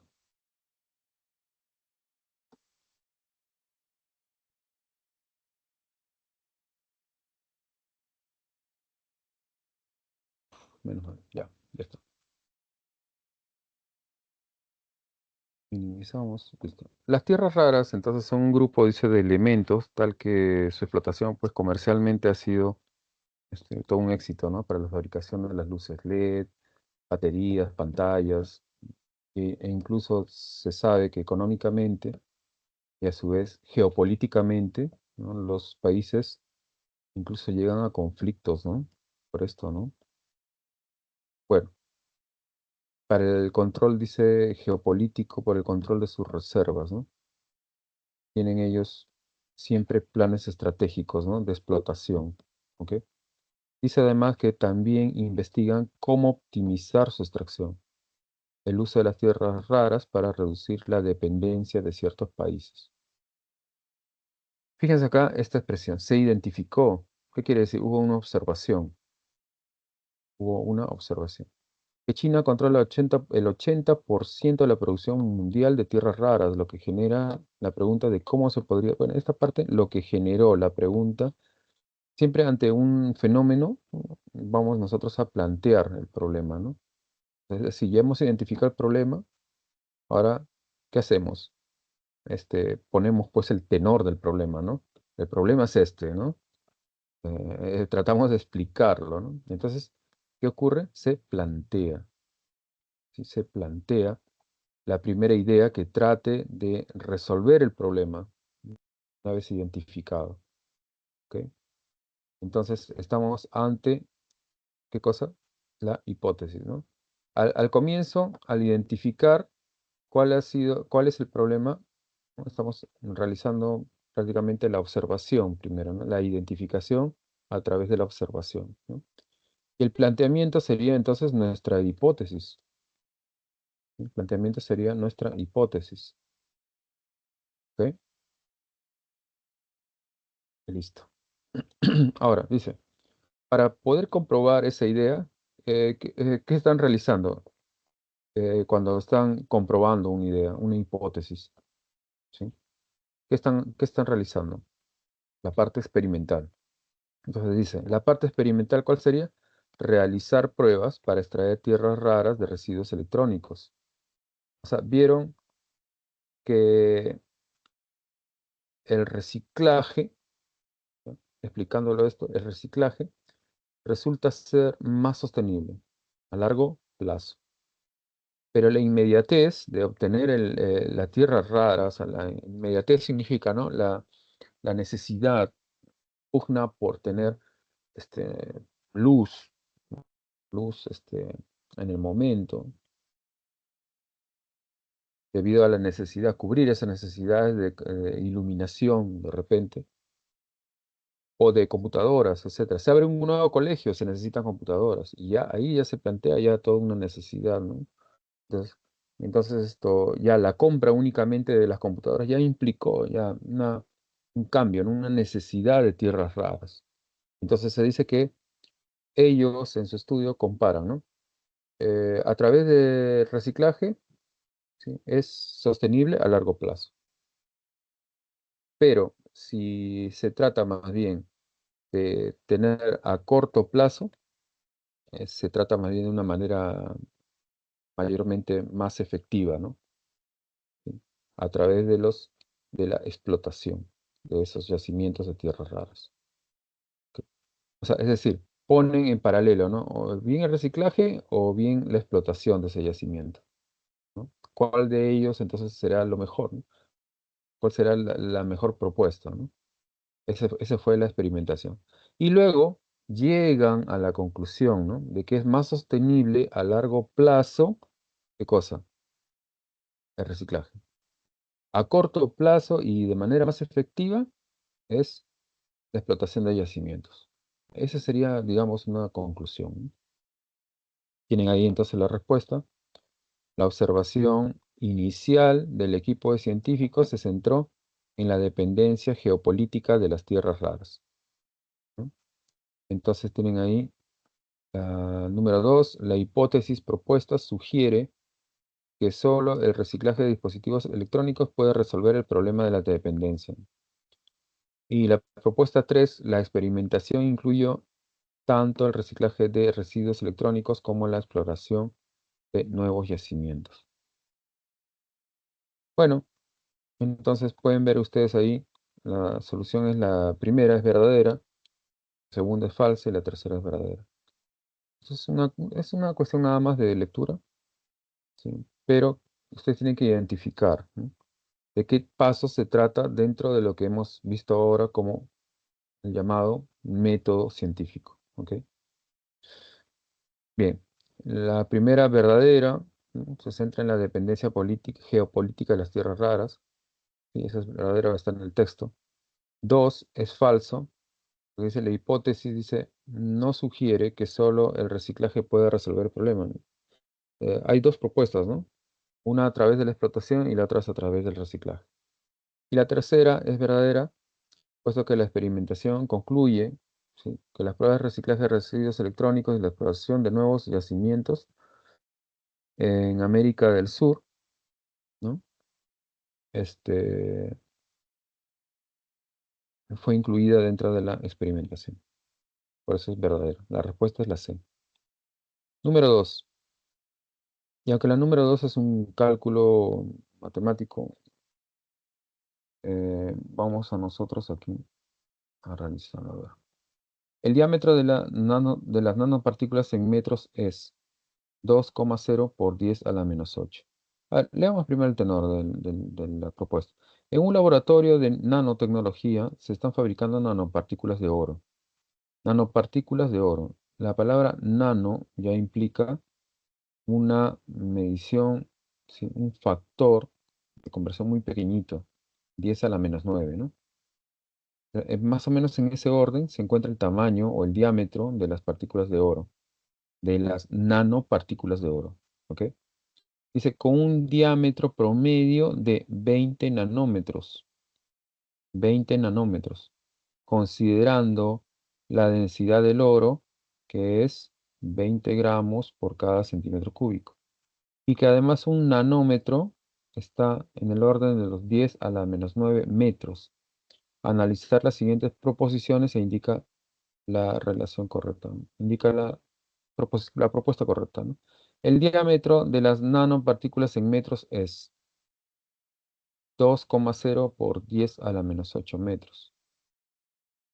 Bueno, veamos, ¿no? Son 20 nanómetros, ¿sí? Por factor de conversión, ¿no? ¿Cuánto es un nanómetro? Lo que tengo, ¿no? Un nanómetro, ¿a cuánto equivale? A 10 a la menos 9 metros.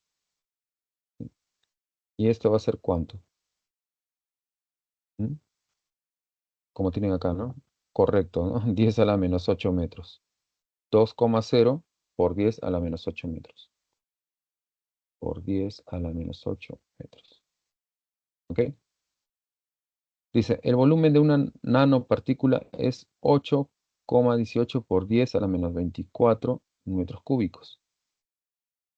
¿Mm?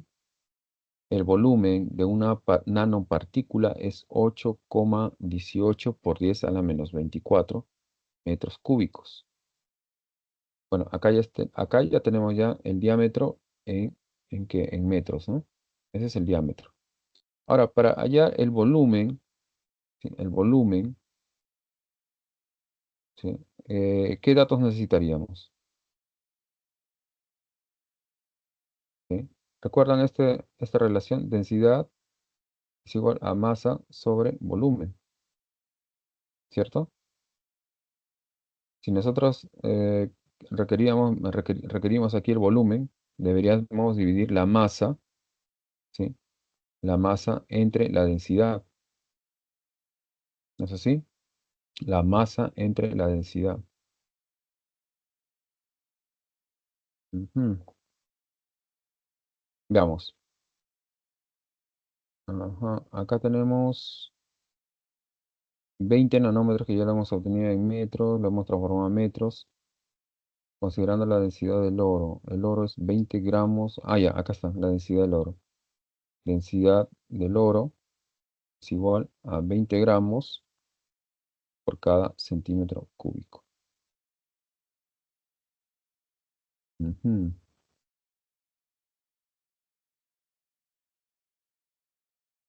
ujú, ya, vamos a ver. Si ustedes acá ya tienen como dato la densidad, ¿sí? Y también tienen ustedes, deberían tener ustedes como dato la cantidad en gramos, ¿no?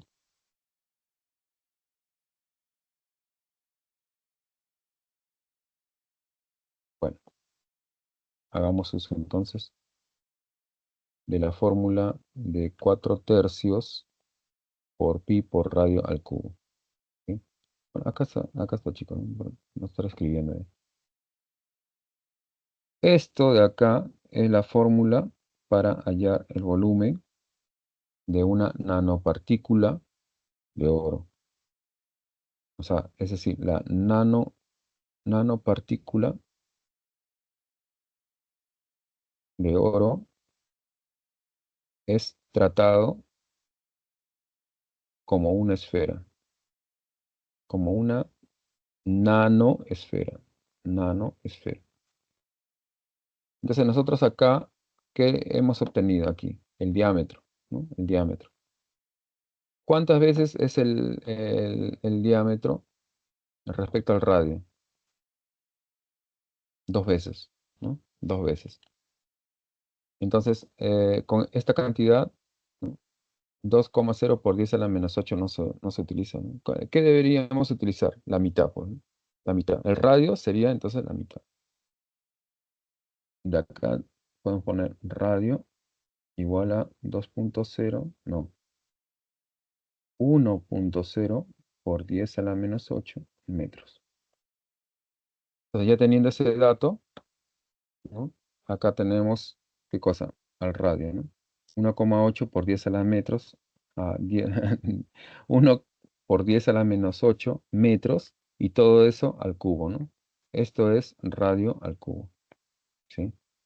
Y esto de acá, 3,14, ¿quién es? Es pi.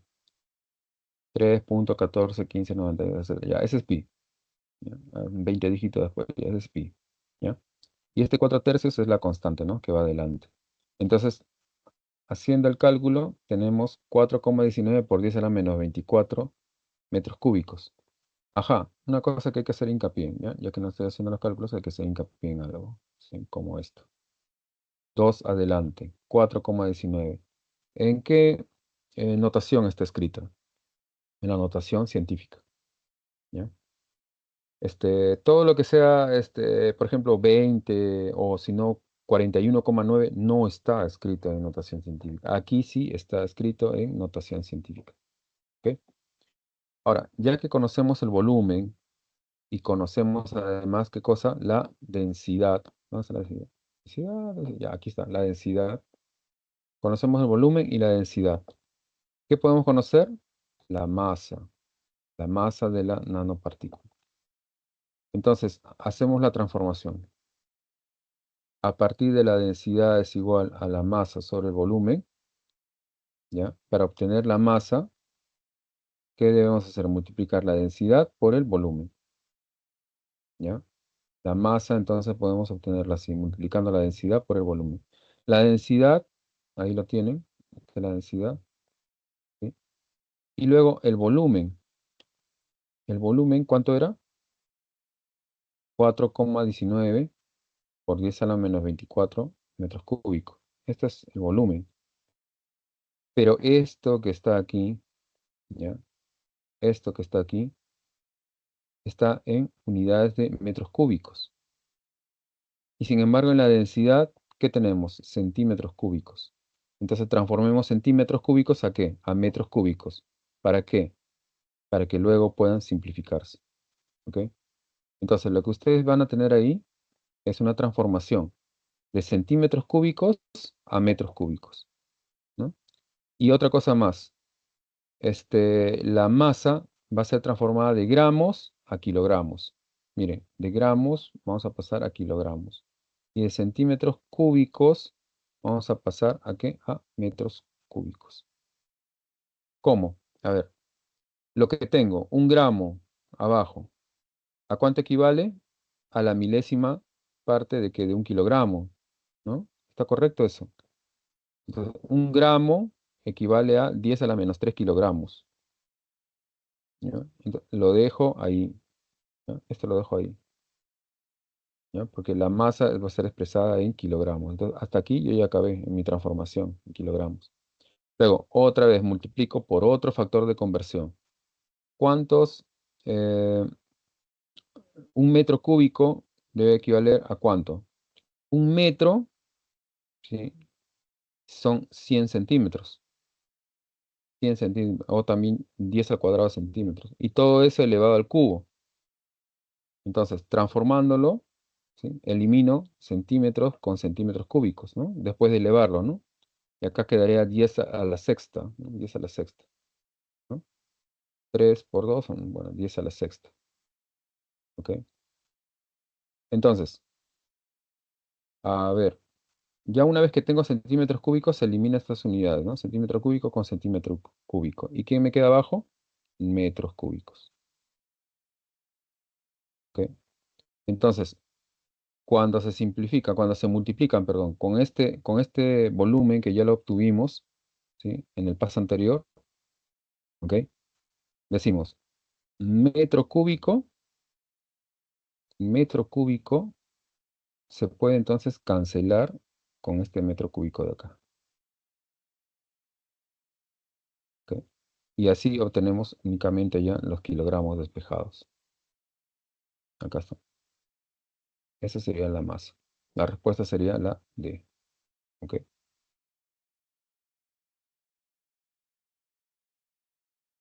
Bien, nos falta poquito. Bien, en un laboratorio entonces biomédico dice se estudia la relación entre la masa de una muestra de sangre y su volumen para determinar la densidad de la sangre en diferentes pacientes. A continuación se proporciona una gráfica de la masa en gramos versus el volumen en mililitros de varias muestras de sangre. Bueno, entonces lo que nos piden acá de repente es correlacionar los datos, ¿no? Que tenemos en una gráfica. Volumen, uy, volumen, bueno,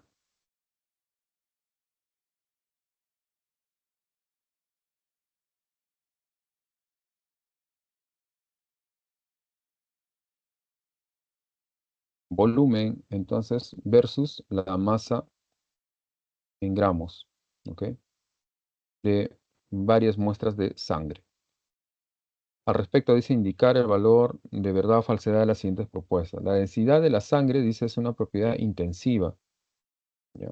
Y su valor es 1,05 gramos por mililitros. 2. La masa de la sangre es una propiedad extensiva, ya que depende de la cantidad de muestra. Número 3. Si se duplica el volumen de la muestra, ya, dice, la masa también se duplicará, manteniendo constante la densidad. Propuesta 4. Si la masa de una muestra de sangre es 63 gramos, su volumen será 60 mililitros.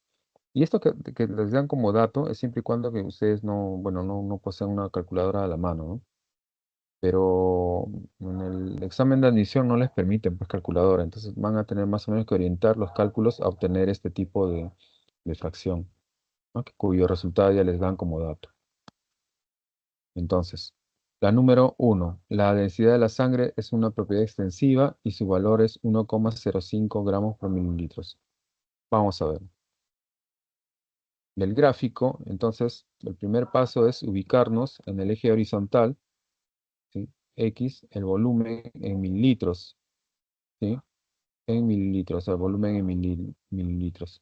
Y en el eje vertical Y se encuentra la masa en gramos, la masa en gramos, ¿sí? De sangre, ¿no? Los puntos entonces dice se alinean, los puntos se encuentran alineados, ¿sí? Los puntos entonces se encuentran sobre una recta que pasa por el origen, lo que indica una relación lineal entre la masa y el volumen. El cálculo de la densidad. ¿Cómo se calcula la densidad? Bueno, ustedes ya saben calcular ya la pendiente de una recta, ¿no? Colocan dos puntos en Y, uno mayor y otro menor, ¿sí? Y esa diferencia sobre la diferencia entre un punto mayor y un punto menor en las abscisas, ¿no? Por ejemplo, podrían tomar 40 menos 20, ¿no? 40 menos 20. Sobre, ¿quién? Sobre 40 menos 20 también, ¿no? De las abscisas, ¿no? De las abscisas. Casi da una relación de 1, ¿no? Digamos, ¿no? Si yo divido esta diferencia, ¿no? De ordenada sobre la diferencia de abscisas, tengo la tangente o también llamada pendiente. Esa pendiente me indicará la relación entre la masa y el volumen. ¿Qué cosa sería eso? La densidad. La densidad. Entonces veamos acá. A ver. La densidad entonces es así que se toma como 10,5 gramos sobre 10 mililitros. Y eso me debe dar 1,05 gramos por mililitro. Este valor, dice, se mantiene para todos los puntos. Claro, están hablando acerca de la pendiente obtenida, ¿ya? De la recta. Entonces, según el análisis de las proposiciones, la número 1 dice la densidad es una propiedad intensiva, ¿ya? Y su valor es 1,05 gramos por mililitros. A ver, la densidad es una propiedad intensiva, es lo que también conviene saber. ¿Sí? ¿Una propiedad intensiva? Sí, puesto que no depende de la masa que tengamos nosotros del cuerpo, lo que queramos analizar en todo caso, ¿no? Es una propiedad intensiva. Su valor es 1,05 gramos por mililitro. Claro, esto es obtenido a través de la gráfica, ¿no? Para diferentes muestras de sangre, ¿no? La número 2 nos dice que la masa de la sangre es una propiedad extensiva, ya que depende de la cantidad de muestra. La masa de la sangre es una propiedad extensiva, claro, estamos hablando pues de dependencia, ¿no? Del mismo, entre comillas, ya que depende de la cantidad de muestra. Según la cantidad de muestra que tengamos, ¿no? También obligatoriamente debemos pensar en cuánta cantidad también a su vez y la propiedad extensiva a la cual pertenece, ¿no? Al tipo de propiedad a la cual pertenece. Entonces, la masa sí es una propiedad extensiva, depende de la cantidad de muestra. C o 3, si se duplica el volumen de la muestra, la masa también se duplicará, manteniendo constante la densidad. Esto sí es cierto, ¿no? La densidad siempre se va a mantener constante. Es un ratio entre la masa y el volumen. Siempre va a ser una propiedad del tipo más bien intensiva, ¿no? La densidad es una propiedad intensiva, no depende de la cantidad de materia, ¿no? Ahora dice, si se duplica el volumen de la muestra, la masa también se duplicará. Claro. Es decir, si ustedes analizan, ¿no? A través de la formulita densidad igual a masa sobre volumen, así ustedes multiplican por 2 en cada lado, siempre se va a mantener. eh, en cada, perdón, eh, en esta fracción, por ejemplo, ¿no? En el numerador, en el denominador, multiplican por la misma constante, se va a mantener entonces la densidad también constante, ¿no? ¿Ok? 4. Si la masa de una muestra de sangre es 63 gramos, su volumen entonces será 60 mililitros. Bueno, si la masa es 63 gramos, el volumen será. Claro, esto hace ya referencia únicamente a la formulita, esta pues, densidad es igual a masa sobre volumen, ¿no? Entonces el volumen debe ser igual a la masa sobre la densidad. Entonces la masa, ¿quién es? 63 gramos. ¿Y quién es la densidad? La densidad es este valor, 1,05 gramos por mililitro. Y eso me da 60 mililitros. La respuesta es la letra D. ¿Ya? Letra D. D de dado. Bien. Wow. La sangre es una mezcla compleja que contiene plasma, una dispersión acuosa, y células sanguíneas, glóbulos rojos, blancos y plaquetas. Considerando eso, el plasma, dice, constituye el 55% del volumen total de la sangre. Bueno, estas son ya cosas teóricas, ¿no? Este, dice correcto, la solución es correcta, el plasma es una mezcla homogénea, ¿sí? A ver, sí, porque sus componentes están distribuidos uniformemente. Mm,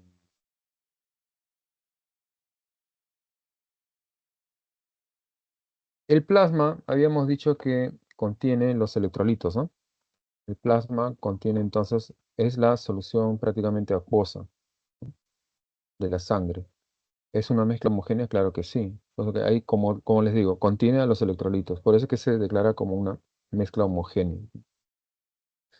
A diferencia de la sangre, ¿ya? No vayan a confundir. La sangre es una mezcla heterogénea, ¿ya? Heterogénea, ¿ya? Porque cuando ustedes hagan, ya más adelante de repente, ¿no? Se animan y van a ver la separación en la parte de la fase lipídica, ¿no? Este,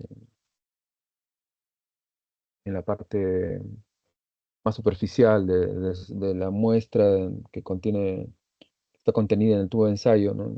La parte superior, ¿sí? Y van a ver la fase acuosa, que es el plasma, la separación, y las proteínas abajo, por ejemplo, ¿no? Las proteínas sedimentadas, pues, ¿no? Entonces, eso es la sangre, es una mezcla heterogénea. Pero el plasma es la solución acuosa, esa solución acuosa que está llena de electrolitos, ¿sí? Cuando le dicen, estoy bajo en sodio, sí, me falta más potasio, ¿no? Bueno, hablan respecto a esa fase, ¿ya? ¿De qué? De la mezcla heterogénea que es la sangre. El plasma, viéndolo de otra forma, es una mezcla homogénea, ¿sí? Porque dice, sus componentes están distribuidos uniformemente, ¿no? O sea, se refiere a los iones. Los glóbulos rojos constituyen el 45% del volumen total de la sangre. ¿M?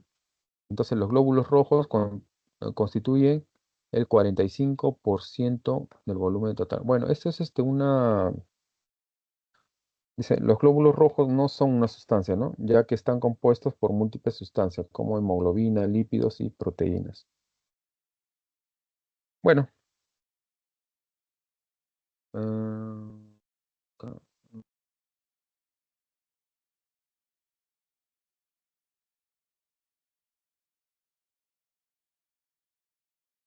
El glóbulo rojo dice, es una sustancia. Pues no, ¿no? Dice, porque están compuestos principalmente por hemoglobina. No, no precisamente, ¿no? No precisamente. El glóbulo rojo no es una sustancia. Más bien sería, ¿qué cosa sería? Un compuesto, ¿no? Puesto que el glóbulo rojo incluye, ¿no?, una membrana lipídica, constituye una proteína, ¿sí?, como la hemoglobina. ¿Sí? Y dentro de la hemoglobina, ¿qué cosa hay? Hierro. Entonces no podría ser solamente una sustancia, ¿no?, menos una sustancia elemental.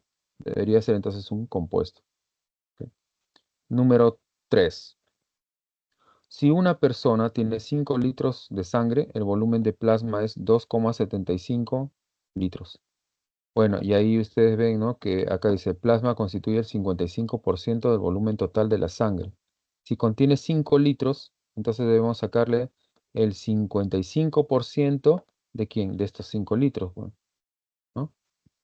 Y ahí tienen, correcto, es 55% de esos 5 litros de sangre es 2,75 litros. ¿Ok? Entonces, el volumen de plasma es 2,75 litros para una persona que contiene 5 litros de sangre, ¿no? Bueno, esa persona debe ser bien chiquitita o bien,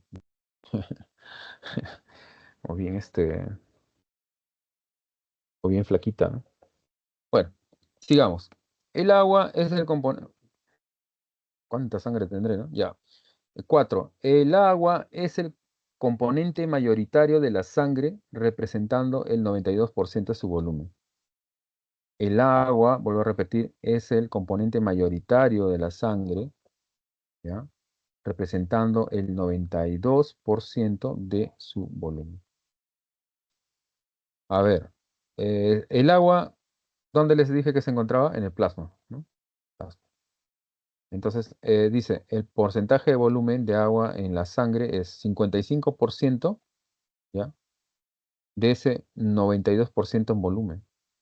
O sea, 92 sobre 100, ¿ya? El 55% de ese 92%, ¿cuánto es? 50,6%. O sea, no es de frente, ¿no? Sino tenemos que sacar el 55%, ¿ya?, de ese 92% que es el agua, ¿sí? Que es el agua en la sangre, ¿no? En la totalidad de la sangre. Entonces tenemos como respuesta la letra E. La letra E. La respuesta a la pregunta número 5.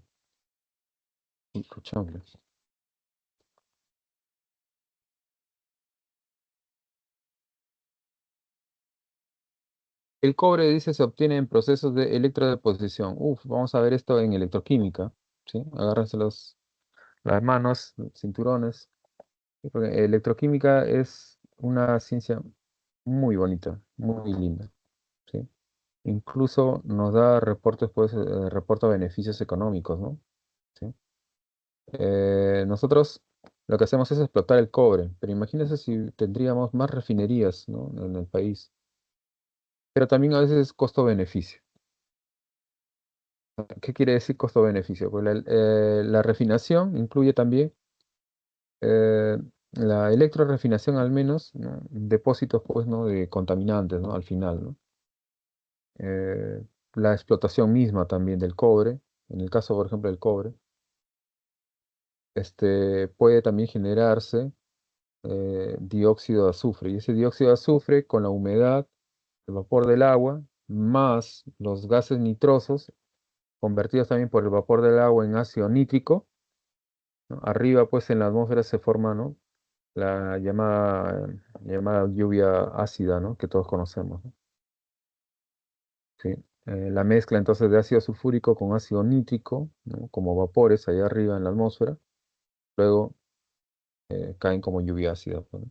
Todas estas actividades son hermosas, muy lindas, y reportan beneficios económicos y todo, pero debemos trabajar, sobre todo, debemos trabajar en el cuidado también de nuestro ambiente, mejorar los procesos, ¿no?, la seguridad incluso. Dice, así como también en fabricación de cables por su alta conductividad. También está contenida en todas las células de nuestro cuerpo. A continuación se muestran algunas características de una barra de cobre. Ajá, ya. Un cuadro, hacemos un cuadro en el cual van a contener las propiedades intensivas, ¿sí? Y las propiedades extensivas. Ya saben, ¿no? Las propiedades intensivas no dependen de la masa, ¿sí? De nuestra sustancia compuesta, de nuestra muestra. Las propiedades extensivas sí, ¿ya? Dependen entonces de la cantidad de materia que tengamos, la cantidad de masa. A continuación se muestran algunas características de la barra de cobre. Dice la densidad, la longitud, la temperatura de fusión, el volumen, el calor específico. ¿El calor específico dependerá de la masa? No depende de la masa. Al respecto, determinar el número, dice, de propiedades intensivas y extensivas respectivamente. Esto está fácil, ¿no? Las propiedades intensivas, entonces, pueden ustedes sacar, por ejemplo, la densidad de un líquido sin necesidad de llevarse todo el cuerpo de agua a su laboratorio. Háganse esa imagen, ¿no? Esa imagen mental. La temperatura de fusión, no se van a llevar todo un bloque enorme de hielo, ¿no? Corresponde solamente sacar una pequeña muestra de hielo, por decir así, ¿no? Y analizarle la temperatura, ¿no? Tomarle la temperatura de fusión. El calor específico, igual, ¿no? Toman una porción nada más del metal y, bueno, mediante métodos pues, físicos, ustedes pueden determinar el calor específico. No depende de la masa, no depende de la cuánta masa tengan ustedes, ¿ok? Las propiedades extensivas, como les digo, sí, sí. Mayor masa, de repente mayor longitud, ¿no? O mayor volumen. ¿Sí? Está referido a la extensión, ¿no? Una extensión. Y todas ellas tienen sus propias unidades, obviamente, ¿no? La respuesta es la E. 6. Dice, durante el último periodo interglaciar, hace aproximadamente 125.000 años, la temperatura de los océanos era 2 grados Celsius más alta que la temperatura actual, considerando que la masa de los océanos es, ¿no? Entonces, la masa de los océanos dice que es 1,35 por 10 a la 21 kilogramos. El calor específico de esa masa de agua es 4 kilojoules sobre kilogramos por grado Celsius. Por otro lado, un kilogramo de carbón genera, ¿cuánto? 4,18 por 10 a la séptima joules de calor. Al respecto, indicar la alternativa que contenga las proposiciones correctas. Bien. Tenemos que dice que la cantidad de calor necesaria para aumentar la temperatura de los océanos es, perdón, en 2 grados Celsius, dice que es esta cantidad, ¿no? Esta es la cantidad de calor necesaria. Bueno, fácil. Para esto utilizamos calor es igual, Q es igual a calor específico a la masa por el delta de T, ¿no? Identificamos, ¿no? Identificamos. A ver, el delta de T ya lo tenemos. Es 2 grados Celsius. ¿Y la masa? ¿Cuál es la masa?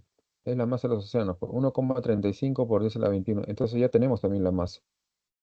Calor específico, también ya tenemos calor específico como dato, ¿sí? Entonces tenemos el calor específico, que ya aquí está subrayado en celeste. Tenemos la masa, ¿sí? La masa que está en kilogramos, 10 a la 21 kilogramos. Y el delta de T, que es 2 grados Celsius, ¿sí? Veamos. Ahí está. El calor, entonces masa por el calor específico por el delta T. Ahí están los datos, ¿sí? Subrayados en el texto. Y esta es la cantidad de kilojoules que pudieron liberarse, ¿no? ¿Coincide? Sí. 1,08 por 10 a la 22 kilojoules. Entonces esto es correcto, ¿sí?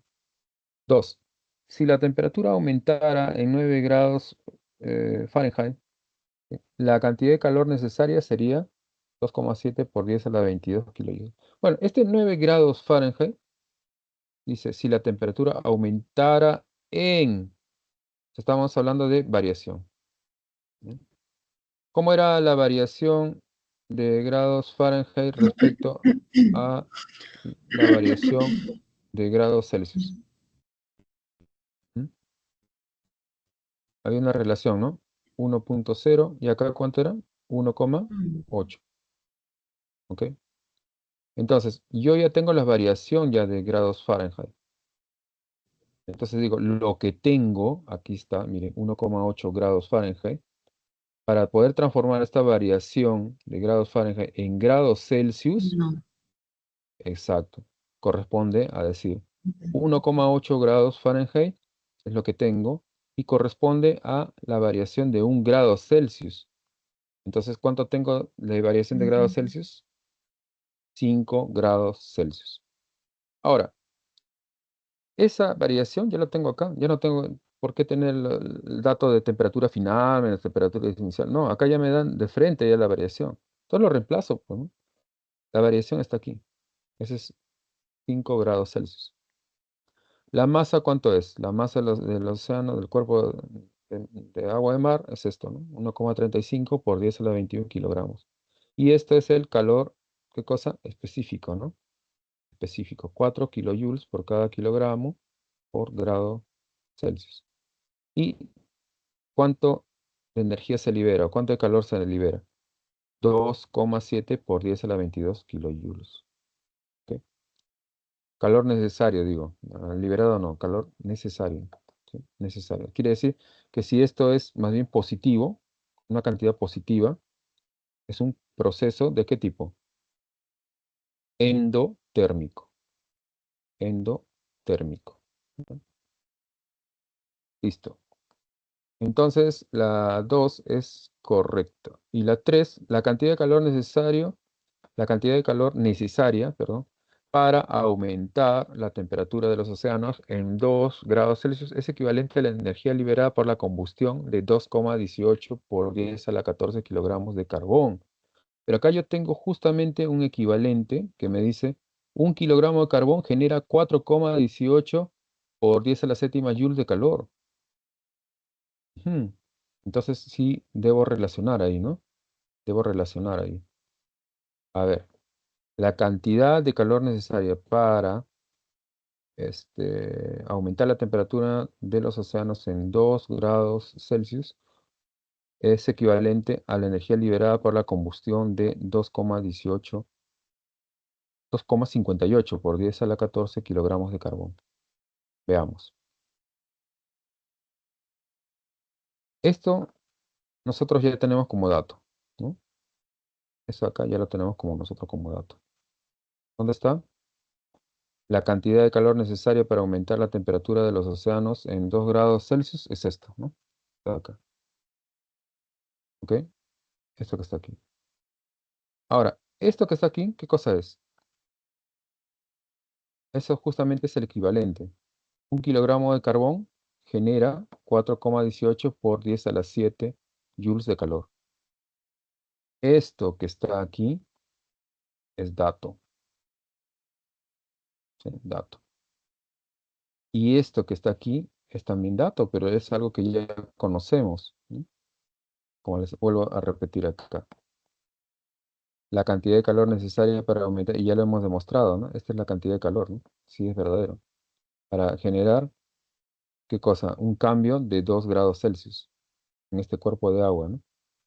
Esta es la cantidad de calor necesaria para aumentar esa temperatura en 2 grados Celsius. Entonces, esto está aquí. Y este es un factor de conversión, ese dato que les han dado en líneas atrás. Decimos, 4,18 por 10 a la séptima joules equivalen a 1 kilogramo de carbón. Listo. ¿Ok?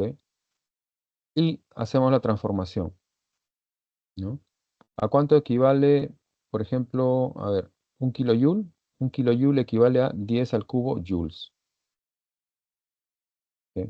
10 al cubo joules. Entonces, simplificando, ¿no? 1 kilojoule con kilojoule se va, joule con joule también se va, se simplifica, y me quedan las unidades en kilogramos. Entonces la respuesta sería la letra D. Sería 2,58 por 10 a la 17 kilogramos de carbón. A ver, 2,58 por 10 a la 14 kilogramos de carbón. 2,58 por 10 a la 17 kilogramos de carbón. Bueno, en realidad, a ver, kilogramos de carbón. como si no, sí. O sea, esta cantidad de acá es incorrecta, ¿no?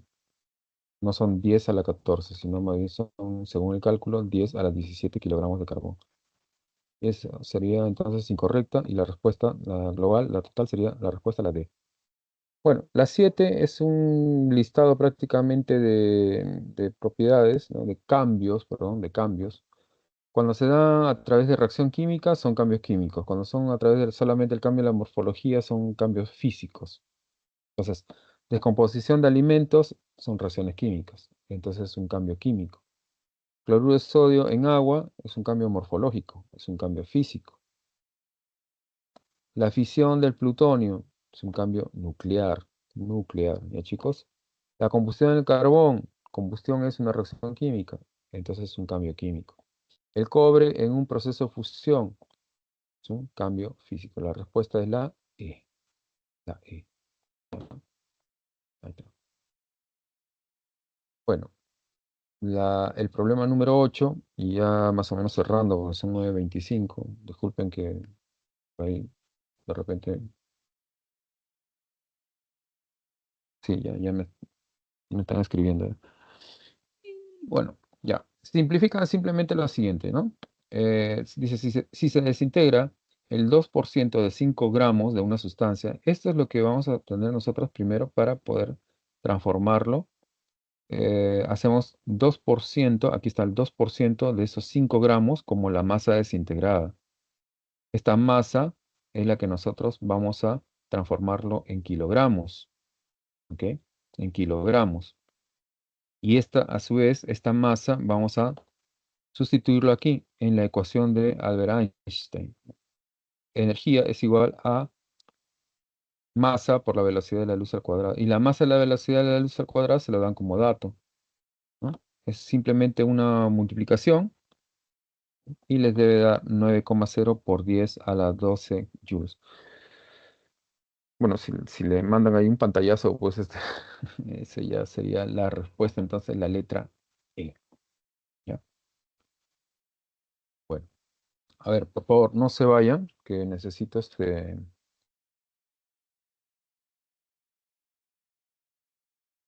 tomar el control de sus asistencias, ¿ya? Mi pantalla, un ratito. Necesito yo 2 tomas. A ver, a ver, a ver.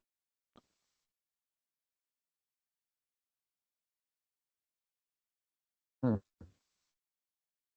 Siguiente sería. Uy, uy, uy, uy, uy, uy. Otro pantallazo más, ¿ya? Otro pantallazo más.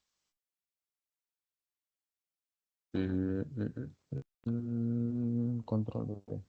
Listo. Bueno, chicos, esperando que por favor algunos elementos que son de cálculos, de propiedades y todo eso, lo tengan más en cuenta en la parte teórica, porque viene bastante de teoría. Pero sin la teoría tampoco no pueden hacer los ejercicios, así que trato también de profundizar en eso. Los cálculos son matemáticos, son eso, son cálculos matemáticos. Y los químicos utilizamos como herramienta justamente la matemática. Y los cálculos no debería ser un obstáculo. Así que por favor, todos a practicar. La química es práctica, ¿sí? Y también observables de los fenómenos. Hoy en día tenemos los recursos como videos, tenemos un montón de cosas que nos puede ayudar a poder tener un buen aprendizaje. Así que chicos, les agradezco por la sesión de hoy y ya nos vemos la próxima semana. Un gusto.